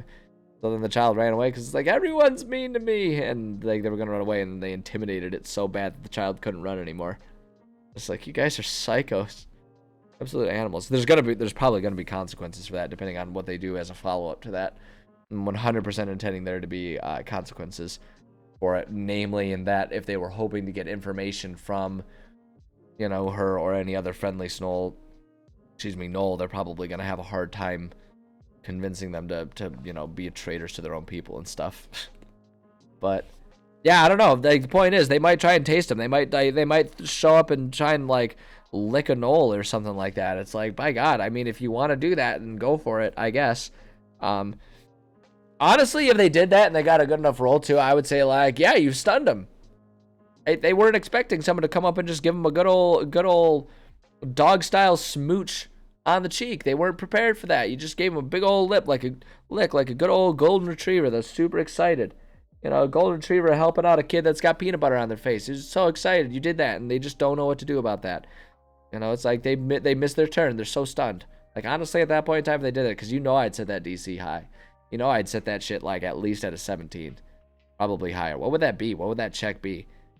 Check to lick. Like I said, we did Constitution to, like, not throw up, but at the same time, like, gonna use it almost as an attack. What would that be? Maybe the Gnoll needs to do, maybe the Gnoll needs to make a like a wisdom save or something like that, or an intelligence save. Just make the game better than video games. Yeah, honestly, yeah. Like, I don't know if I'd say better than video games, just like different and wonderful ways. Because I love video games, and like the rigidity and unbending stubbornness of a video game has its beauty. But yeah, that's why I love D&D, because it's like you can respond, like literally you can do anything. Like games will try and be like, you can do anything you want. It's like you can do anything you want within the confines of what was programmed into it. Right? You can't actually do anything you want. Like in Fallout, it's like, you know, I'm playing Fallout right now, and they're all like, you know, people will say like, oh, it's such a great open world game. You can do whatever you want. Can't kill children. Which I agree with. I'm not going to try it, but you can't do anything. You literally cannot do everything. Literally there. You can't do that. What it is. All right, guys, I need to run to the bathroom real quick, so I'm gonna go pee. I'm gonna throw an ad break so that way we can hopefully, we're getting close. We might be able to go through most of the rest of the stream, or at least the writing stream today, without like too many ad breaks. So I'm gonna run to the bathroom. I'm gonna throw some ads for you guys. And then, oh wait, no, it's not gonna let me because we did one recently. Never mind. Everyone gets retro ads. If you're, yeah, enjoy. That's your sampler. If you want that every time you watch me stream, that's, you know, I try to do subscriber bonus, but honestly, I don't really care. I don't know. Watch some old Nickelodeon commercials. I'll be right back.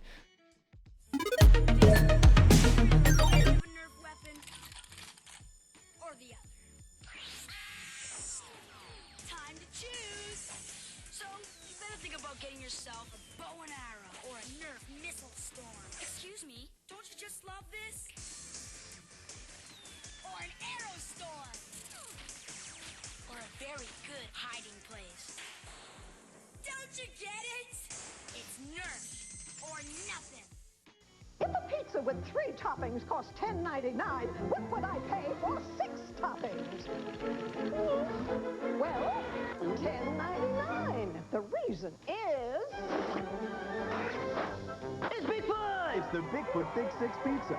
Get our special 6 toppings for the 3-topping price of $10.99. Are you sure you're the Pizza Hut guy? Bigfoot from Pizza Hut, a legendary value. Marvel Comics X-Men video packs are at Pizza Hut just for the holidays, so hurry and get your claws on them.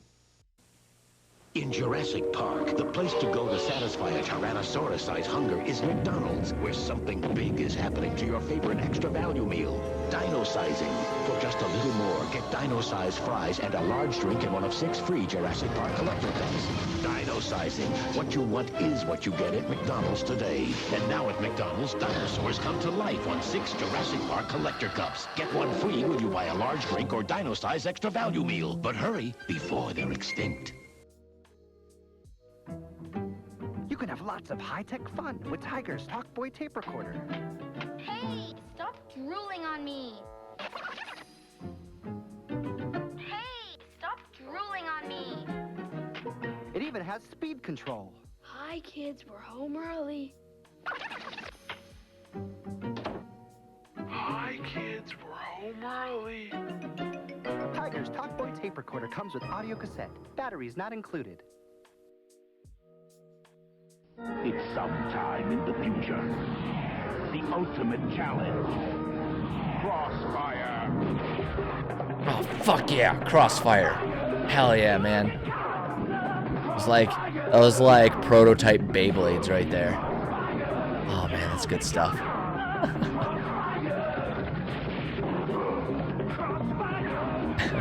Alright, bring it back. Not to cut off the Crossfire here. Crossfire deserves its time in the limelight.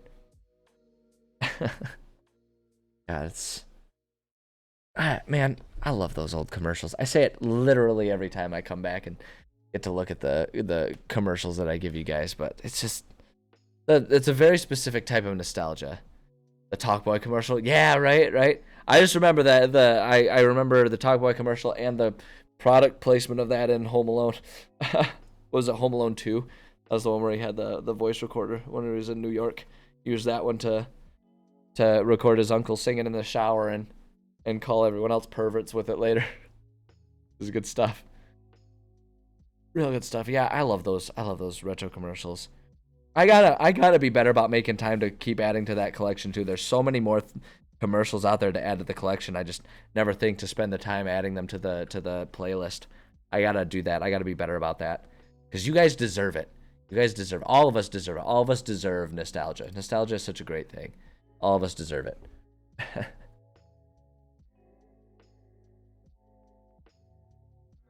All right, let's see here. Let's go about making sure we finish this. Like I said, I still want to try and finish up this area. I've only got a little less than an hour for writing stream here, but I want to do. I know. I got to get that fire safety one in there too. There's so many of them that I got to add in there. There's just like, I know there are a whole bunch of extra collections. The hard part is I got to take the time to like break them down into separate commercials so it doesn't keep replaying the same video that's like a 17-minute video or whatever, because it always starts from the beginning of the videos, and I need it to do that so that way it like will always just randomly play different commercials. But unless I break those ones up into separate ones, or you'll only get the first like 2 or 3 of them, and I just got to make time to do that. Which, so help me God, if there's one thing I don't have enough of these days, it's time. I earn enough to, it would certainly be helpful if I earned a little bit more, so I could have a house or whatever. But generally speaking, I earn enough money to pay my bills and everything. So money I'm content with. It's time. It's time that I wish I had more of. If I could get paid in time, boy, oh boy, I'd be a happy dude.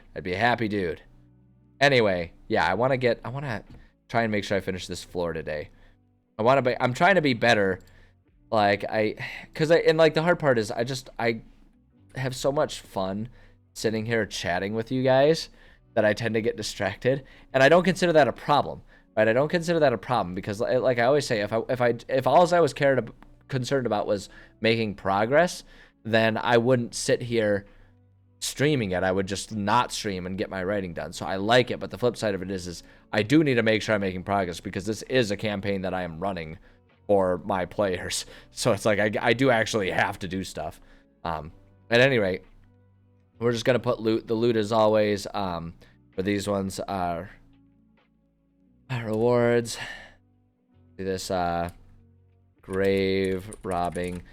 There's not really a loot the bodies. Usually I'll separate between like looting the bodies and then like if there's other treasure around, I'll do that. And this one, there's no bodies to loot. They're all specters, but there's plenty of grave robbing to do, but they have to like explicitly state that I want to do some grave robbing.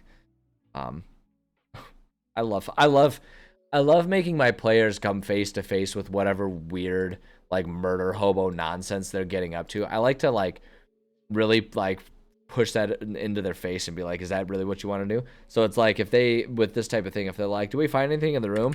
I 100% will explicitly ask them, is like, well, how close are you looking? Are we just giving a cursory glance? Or are we just going to start opening caskets here? And make them face it. If they want the money, it's like, all right, well, yeah, but you're going to have to face the fact that you're grave robbing. Guys are some grave robbing sons of bitches. And then, okay, what was the other one? There were gems. Right.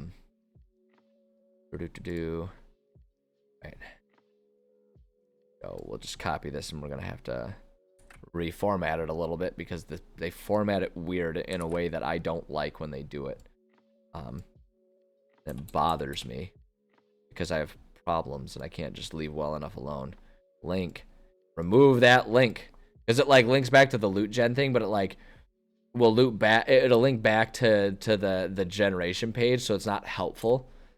So I got to get rid of that. And the other thing that I got to do is once I get rid of these things, we don't need to describe what the gems look like. Most of my players actually don't even like to itemize it that way. They'll just be like, yeah, what's the total value of it, and we'll just assume that we sell, we'll put a like placeholder in our inventories, and then we'll just sell them all when we get back, and they don't care to itemize. But I like to put the itemization in there for two reasons. One, in case there ever is a group that does like to do that type of stuff for the sake of spells and everything like that, then we can do it's available there for them. And the other reason is because I like doing it as world building. I love getting into the details of my world. I love understanding what's in every nook and cranny of my world. That's what I like to do. I was a world builder before I was a DM. I was writing imaginary settings and stuff like that way before I was doing it. Like I used to write like entries into history books, like if fake fantasy history books and stuff like that. I used to love doing that. Still do. It's the primary hobby as far as I'm concerned for me, is world building.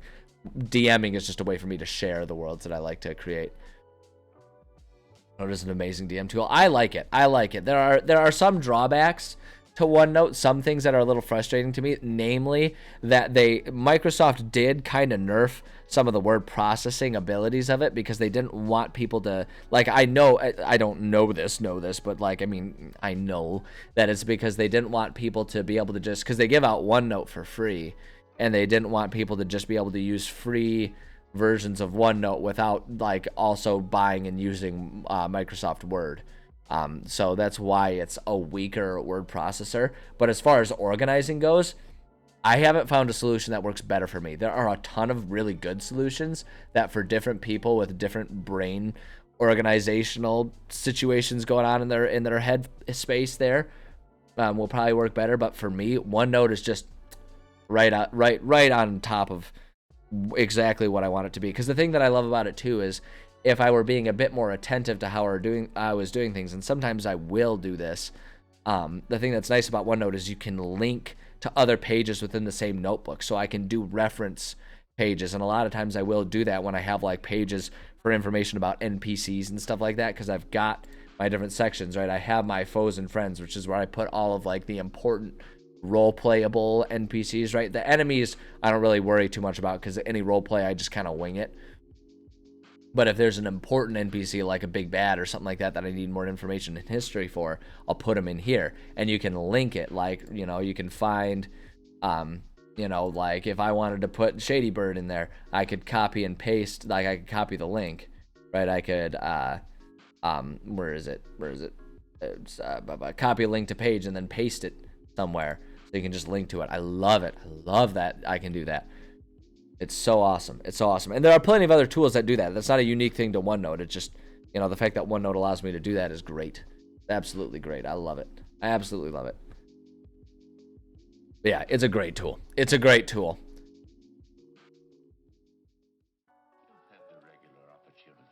right, mission tie-ins in this one. Nothing of note in here. We can just copy and paste this. Because it's true, there's not really anything of note in here. Most of these rooms don't have a whole lot of actual mission tie-ins. There's nothing to progress the missions in these rooms. This basement area here is really just meant to be a way for them to kind of go underground and sneak their way. It's like one set of options to sneak their way into the temple. The temple has all the important, the goodies that they're after as far as like story and campaign goes. So yeah, as far as like mission tie-ins, there's not much going on down here. All right, so I'm going to actually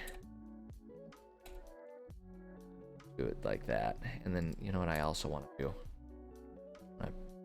I don't know why, I just prefer that. It's weird and it makes no sense, but I classify it as one of those things where it's like best to just work with my weirdo brain and what it wants as opposed to trying to fight it. Because there's just, nothing to be gained. Alright, so this one, an easy battle. We'll do easy battle. Those were... Shoot, what was battle worth? Up to our floor-wide notes here. Easy battles are worth 678, so somewhere in the vicinity of like 700 experience points. Just kind of depends. The other thing that I always try to do is I try to check and make sure I don't repeat an easy battle. So we've already done 3 Spectres, one of these battles. I actually think this one I might have to. Yeah, we did 4 Spectres, so I think I have to repeat because this one, like, the enemies that are present in this area are split between ghosts and gnolls, depending on what part of this area they're in, right? Because we've got kind of 2 regions. We've got all the catacombs, which is where all the ghosts are, the ghosts and specters are, and then up here we have the gnolls. And so it's not going to make sense for just some random ass gnolls to be all the way down here. The whole like theme of this is that the gnolls are here in the temple and they keep a couple guys there on guard to make sure that the ghosts can't come in. So it's all ghosts over here and then all gnolls up there. So since all 3 easy battles are taking place in among these tombs, I'm going to have to repeat one of them unless I want one of them to be wildly more easy or difficult than a normal easy battle, and I don't want to do that. I'd rather keep it there. So I'm going to opt for saying make this worth 800 experience points total, a little more than our 700 benchmark, but like I say, give or take, fine. And we're gonna do 4 of the specters. 4 of the specters worth 200 experience points each. I always make sure to put what each individual unit is worth as far as experience points go too, in case there's if there's ever any reason that one of them, like, they run and one of them gets away, that way it's just quick and easy for me to know how many points to give them based on the ones they did dispatch and all that kind of stuff. As easy as that.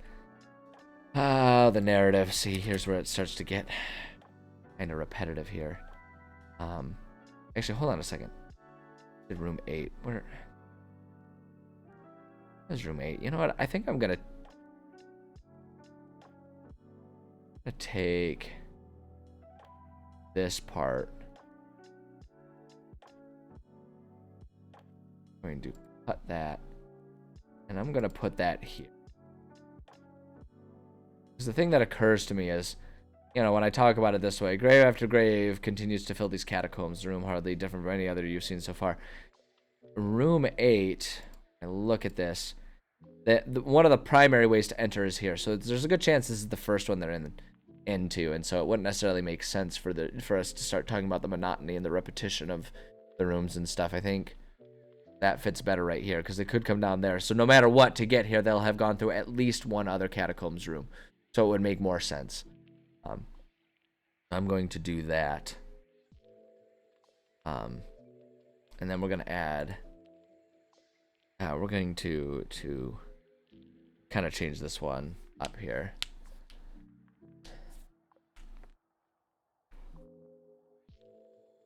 We'll say, okay, here's what we can do for some fun things, because this could potentially be the first room that they encounter with the ghosts and everything in there. We can say, there are some who believe in ghosts and others who don't.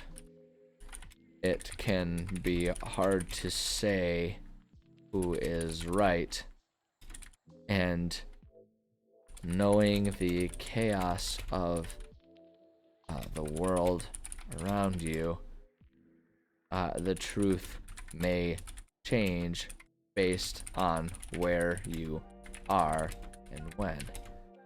This room in particular seems highly populated by the ghosts that are trapped within their bodies in this underground prison for souls. There you go. So just kind of put that in there. I kind of like the juxtaposition. My approach to DMing, as much as I love really serious, dramatic DM exposition, right? Like when I'm listening to it, because I listen to a handful of different actual play podcasts, and I do love it when someone gets like serious and can really seriously describe a room with like a certain like straight-faced, you know, approach to describing it. As much as I love that, that just ain't my style. I'm not good at doing that, especially when I'm playing with my friends. I tend to get really goofy. A lot of my descriptions are like, you walk into a church, got like pews and stuff, pulpit in there, church. You guys know what a church looks like. Anyway, you walk into that room, what do you do? Like, that tends to be my approach to things. And it's like, you know, like I say, it's important to understand your own voice. And it's like, that's not to say that you can't work on changing it and altering it. I like to add these dramatic things in there because when the time is right, I'm constantly practicing and working on being more serious in tone about things when the situation calls for it. But the flip side of it is like, I tend to be a bit more flippant and sarcastic. The thing that I get frustrated with myself is sometimes like that can be destructive in the sense of I'm not describing things very clearly for my players to see, which is why I try to practice that by doing these more detailed descriptions. So that way it's like, even if I don't always do it in practice, like, or in reality when I'm there, when I'm practicing, I can at least sort of like get myself used to thinking about things in that more serious tone, Always, even your own habits are always a work in progress. So at any rate, let's see here. Opera caskets of those with prominence in life times they were living. Doorways on 3 walls lead away from this room, suggesting that whatever you find here is just the beginning of what all you will see. There we go. I don't know. Not the most logical thing. That sounds like a very first room sentence as well, but works. It works. I don't know. It can be really hard to describe this many rooms. It's one of the drawbacks to the number of rooms that I throw in my dungeons. It can be kind of hard to describe rooms uniquely and interestingly if the whole point is to have a monotonous dungeon, which I do monotonous dungeons on purpose often. I think there's a lot of value to having a place feel monotonous, even to like the players in a meta sense, right? I do everything that I can to try and blend player and character emotions, or at least the ability for them to blend. I like to provide that because it gets a lot easier for people to roleplay if all they have to do is sort of like say what's on their mind. And so if I can kind of set up a scene so that way I'm able to do that. So like adding monotony to some of these dungeons is a really good way to do it, because there are sometimes you go into a place and it's just room after room of the same thing, and I want the players to feel as bored with that as their characters would be. I mean, it's obviously going to be a little different because players are choosing to do it and are having fun with wondering, what's coming next? Why does everything feel so mundane? But if you can kind of help them blend those two, I find it can do 2 things. One, it can help actually draw some people that are hesitant to roleplay out of their shells a little bit, because they'll start like accidentally roleplaying by just being, in real life, feeling how they feel about stuff. And the other thing about it too is it makes it a bit more accessible when everyone else is doing that, because then they feel like they're just kind of like bantering with their friends rather than putting on a performance. So, but again, that's just kind of my style and how I like to do things. Rewards, again, grave robbing. Grave robbing, and then we're just gonna roll. Just FYI, if anyone who hasn't used this tool, 5e.tools/lootgen. They have a lot of different tools. The one that I primarily use here is the loot gen. They take the rules as written loot generation tables from in the master's or the dungeon master handbook or dungeon master guide or whatever. They take those and it's just an automated roll. So it's everything that you'll find in the rules as written. It saves a lot of time because you don't have to pull out the book and pull out the dice and roll on 15 tables. It does it all for you right away. So highly recommend if you're not already familiar with it. 219 gold pieces. I think there's some magical items in here as well, which I'm totally willing to do. Yeah. Let's get our gemstones going. Yeah, I absolutely add in the magic items as well. I actually really like doing that. Especially in this type of situation, because it's like, yeah, there's some cool stuff. Are you willing to be a creepy grave robber for it? And if they are, it's like, all right, there you go, you got it. But then it can be really fun too, like if there's like valuable jewelry or something as part of it, like that can be a really fun thing that you can just sort of like ad lib in when it's appropriate and be like, yeah, someone recognizes the brooch that you're wearing, and they're all like really mad. They're like, that was my grandma's. Where'd you get that? It was handmade, one of a kind. Nice. 9 gemstones. We'll get rid of this. I hate that they formatted it that way. It makes no sense to me. So reformat this well in the way that I prefer it. So 3 of these, 2 of these, 2 of these, 1 of everything else.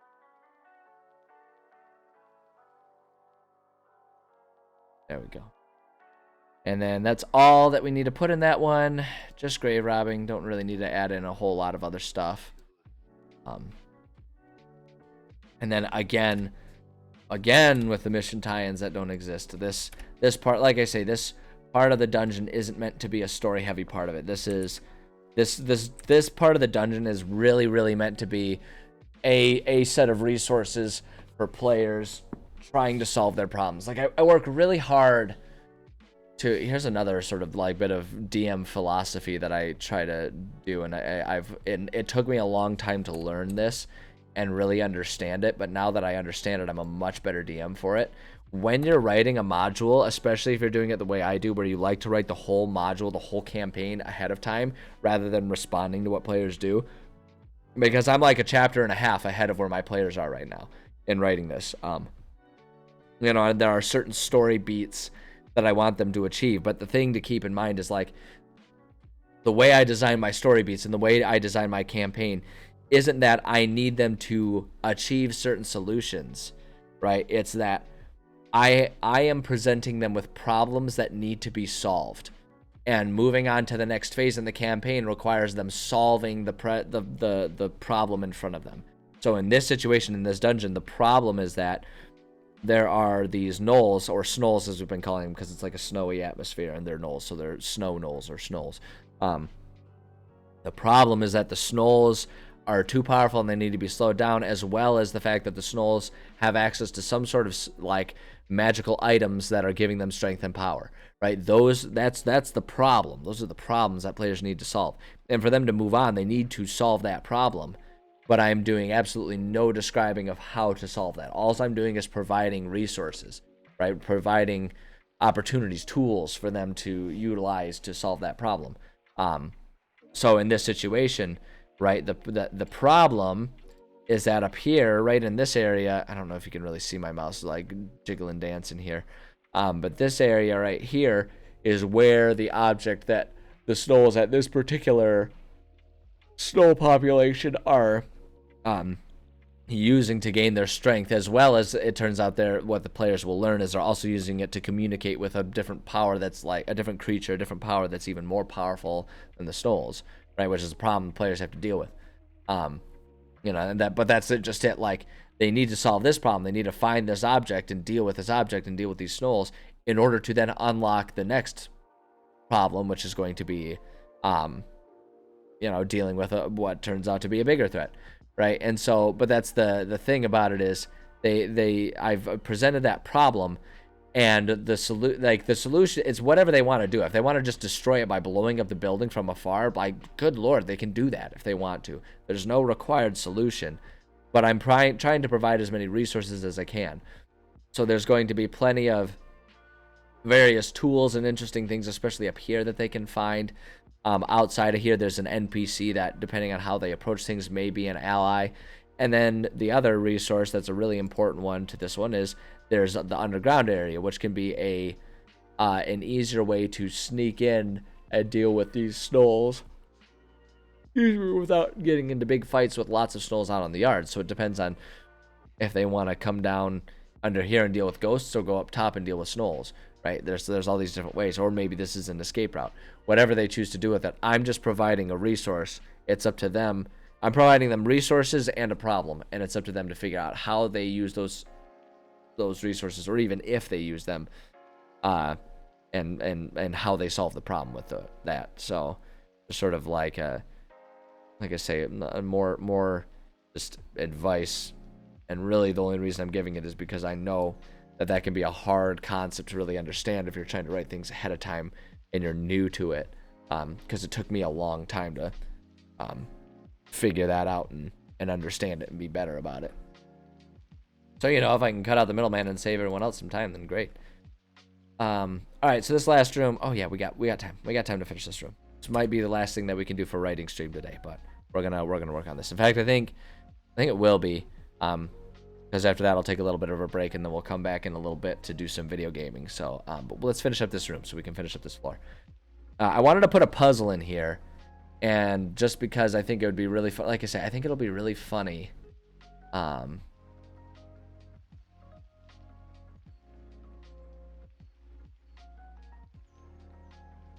think it was, sorry, I was lost in thought.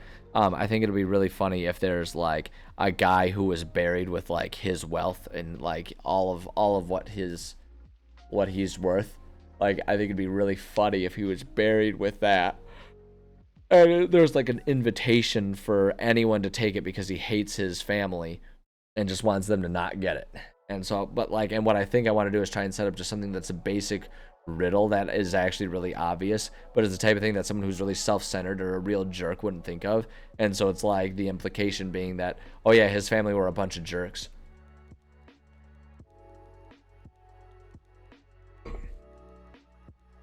Oh, okay. I have an idea. I think this will be great.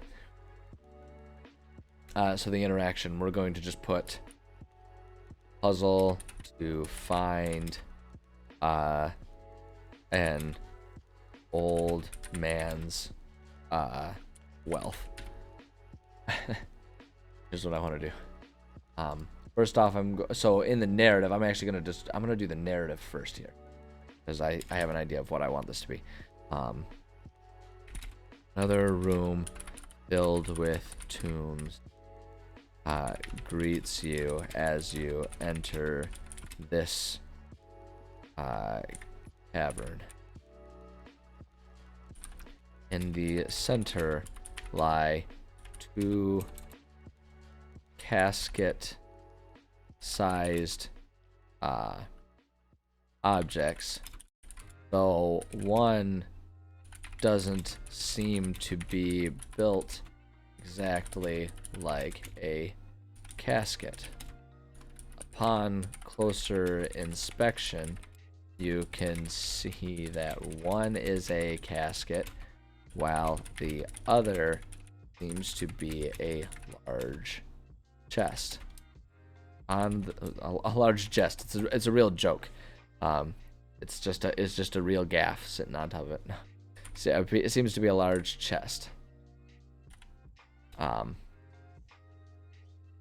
the okay, so on the casket is a note that seems too pristine, considering the age of this tomb. And I'm just going to put, just because I know it'll mess with players. Red text is always DM note, by the way. Anyone who's not familiar with how I do things. Red text means DM note means this is red. Don't read this out loud. Read this to yourself and then relate anything you need to out loud. That's how I remind myself to not just always read everything and accidentally give away the secrets. So like in this case, it's going to be really important because what I'm going to say is the note is not dangerous in any way, but it is magically laminated so that it wouldn't rot away over time. So we'll just, and I'm just putting that there because we're mentioning that, and I know players are going to catch on to that and be like, oh, what's up with this thing? And they're going to be all nervous. And it's like, there's nothing. We're just going to let them sweat about it for a little bit.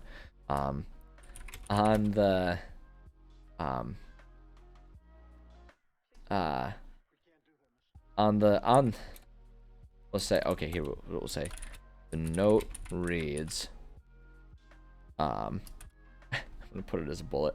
Okay, so now we got to write an angry old man letter to his good for nothing children and grandchildren about why he's not giving them their money.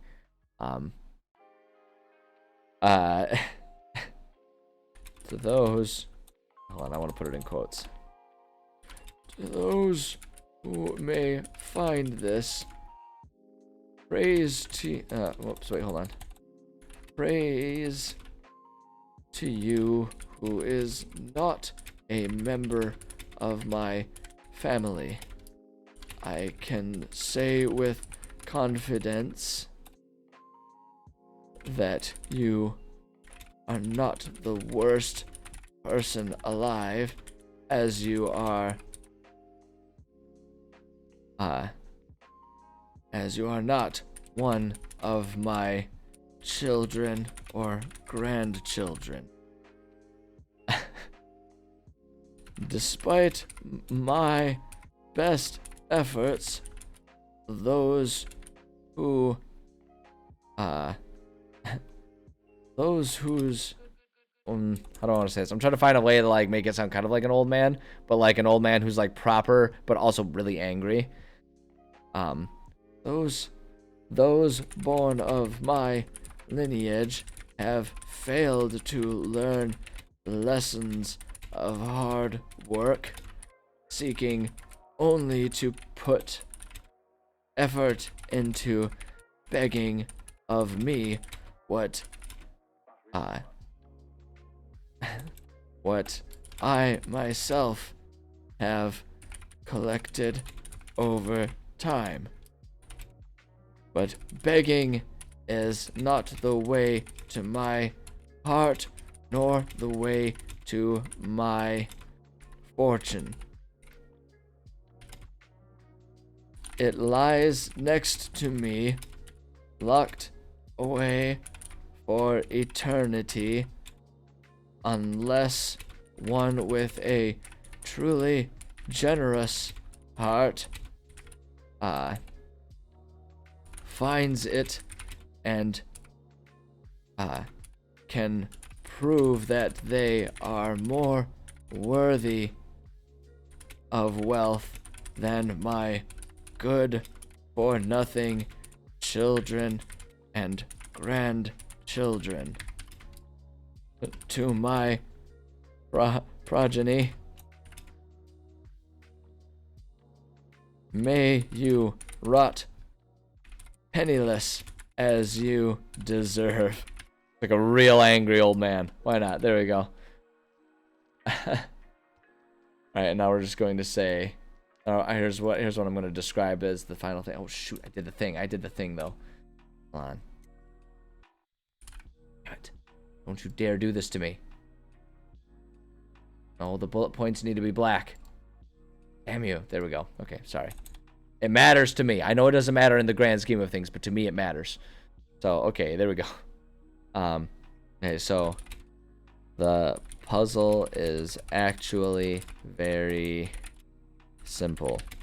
On here, the large chest is locked away, and there is what appears to be a slot for a key on the locking mechanism.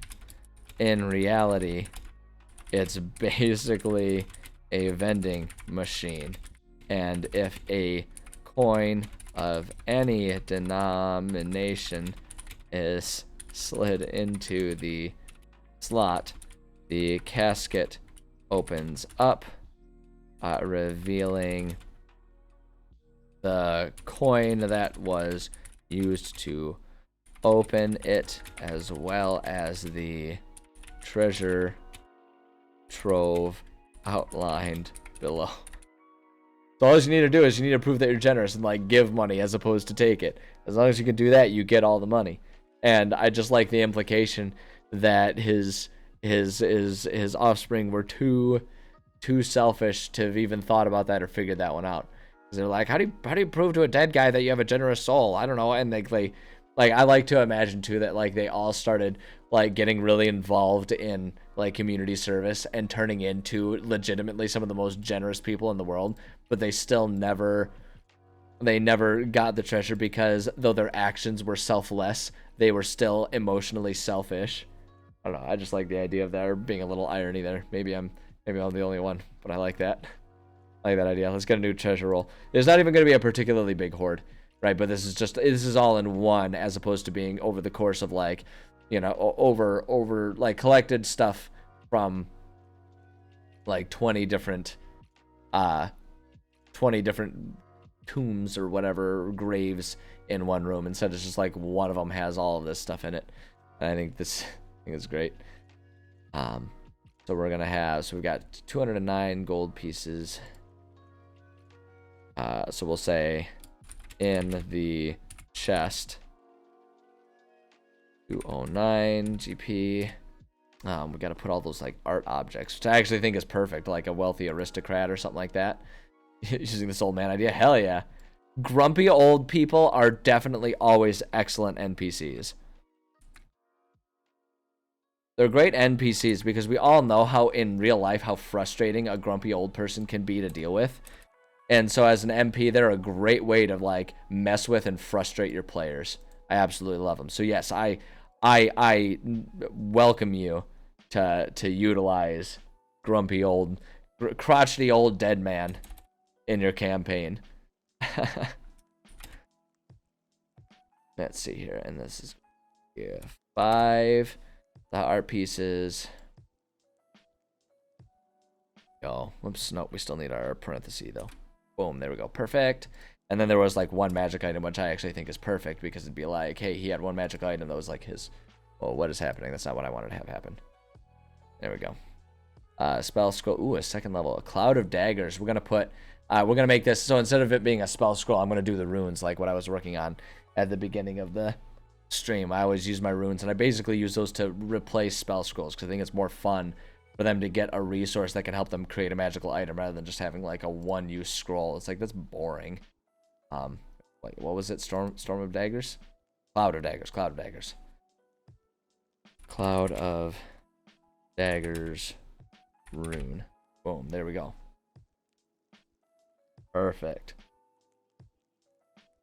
Oh, actually, you know what? I need to reformat this. Hold on. That needs to go down here in rewards. Boom.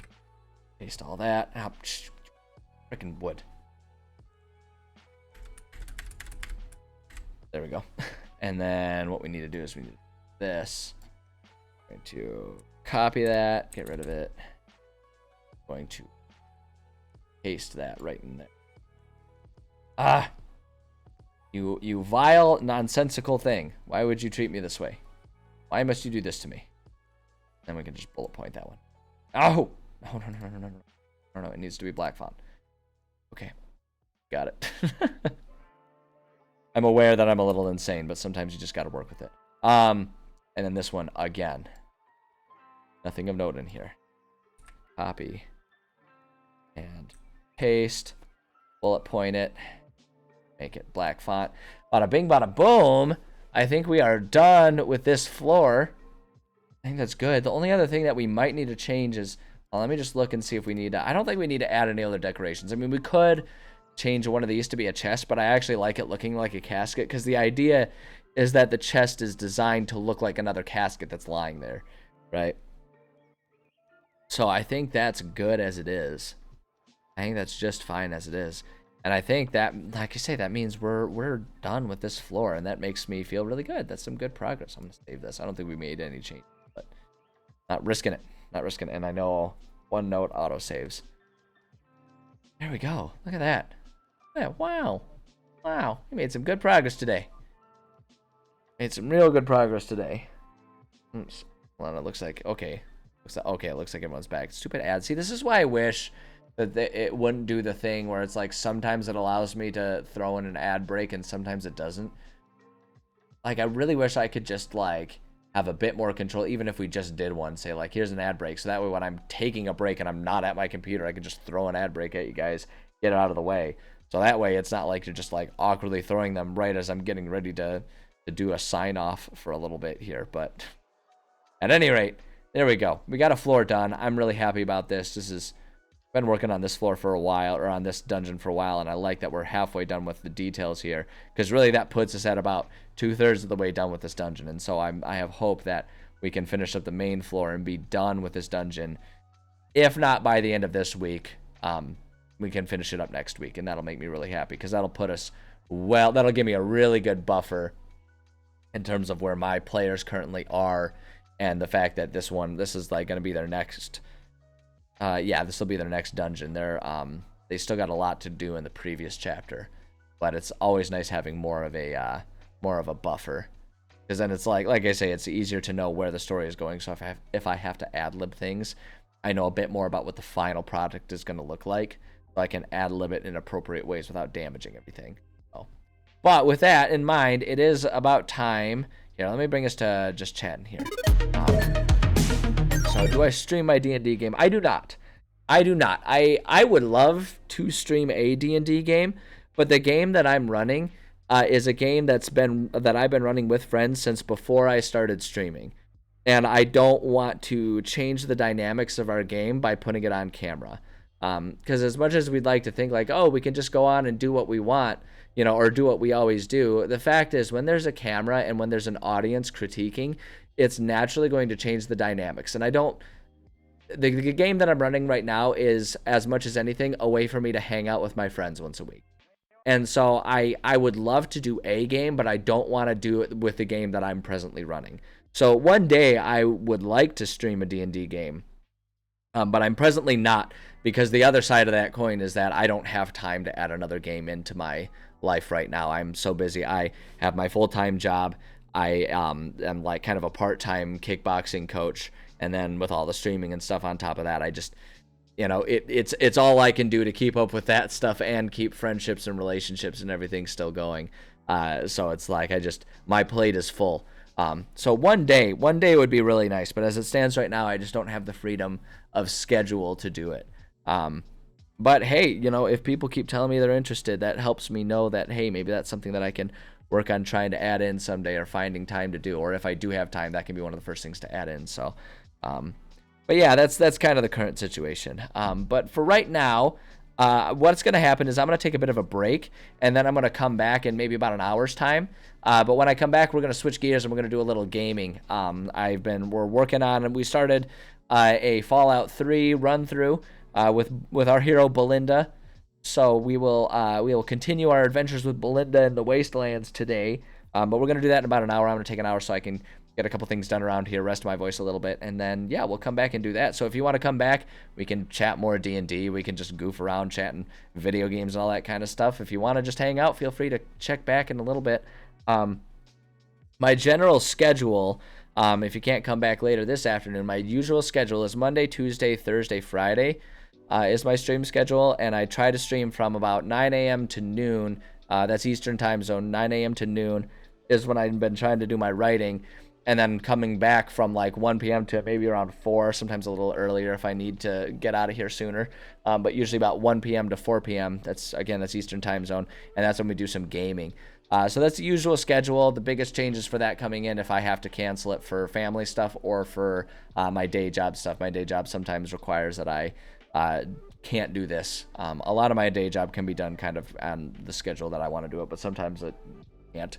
So that's the case. I have to cancel. If you want updates about when I'm going live or when I have to cancel streams, being here on Twitch to get notifications about when I go live is great. You can also follow me on Twitter or join up with my Discord server. I try to put announcements on those places as well about what I'm doing with my streams. So those are good places to stay connected. And then I also have my other socials that one of these days I'll put my money where my mouth is and actually learn how to like make good, funny, amusing Instagram or TikToks or whatever. But that's a work in progress again because of time. So, but I got all the socials, I got all that kind of stuff. Feel free to follow me wherever your heart desires. But for now, that's what I got. So I appreciate you guys coming and hanging out. Good questions today. Lots of good discussion. I love that kind of stuff. I love sitting here chatting about stuff, having a good time with you guys. It's one of my favorite things to do with my time. So I appreciate you guys being here. Hopefully I'll see you this afternoon. If not, maybe I'll see you later this week, or if not, maybe next week. I don't know. Whenever the next time I see you is, though, I'm looking forward to it. I appreciate you guys. So take care of yourselves, and I will see you in a little bit. Catch you cats on the flip side.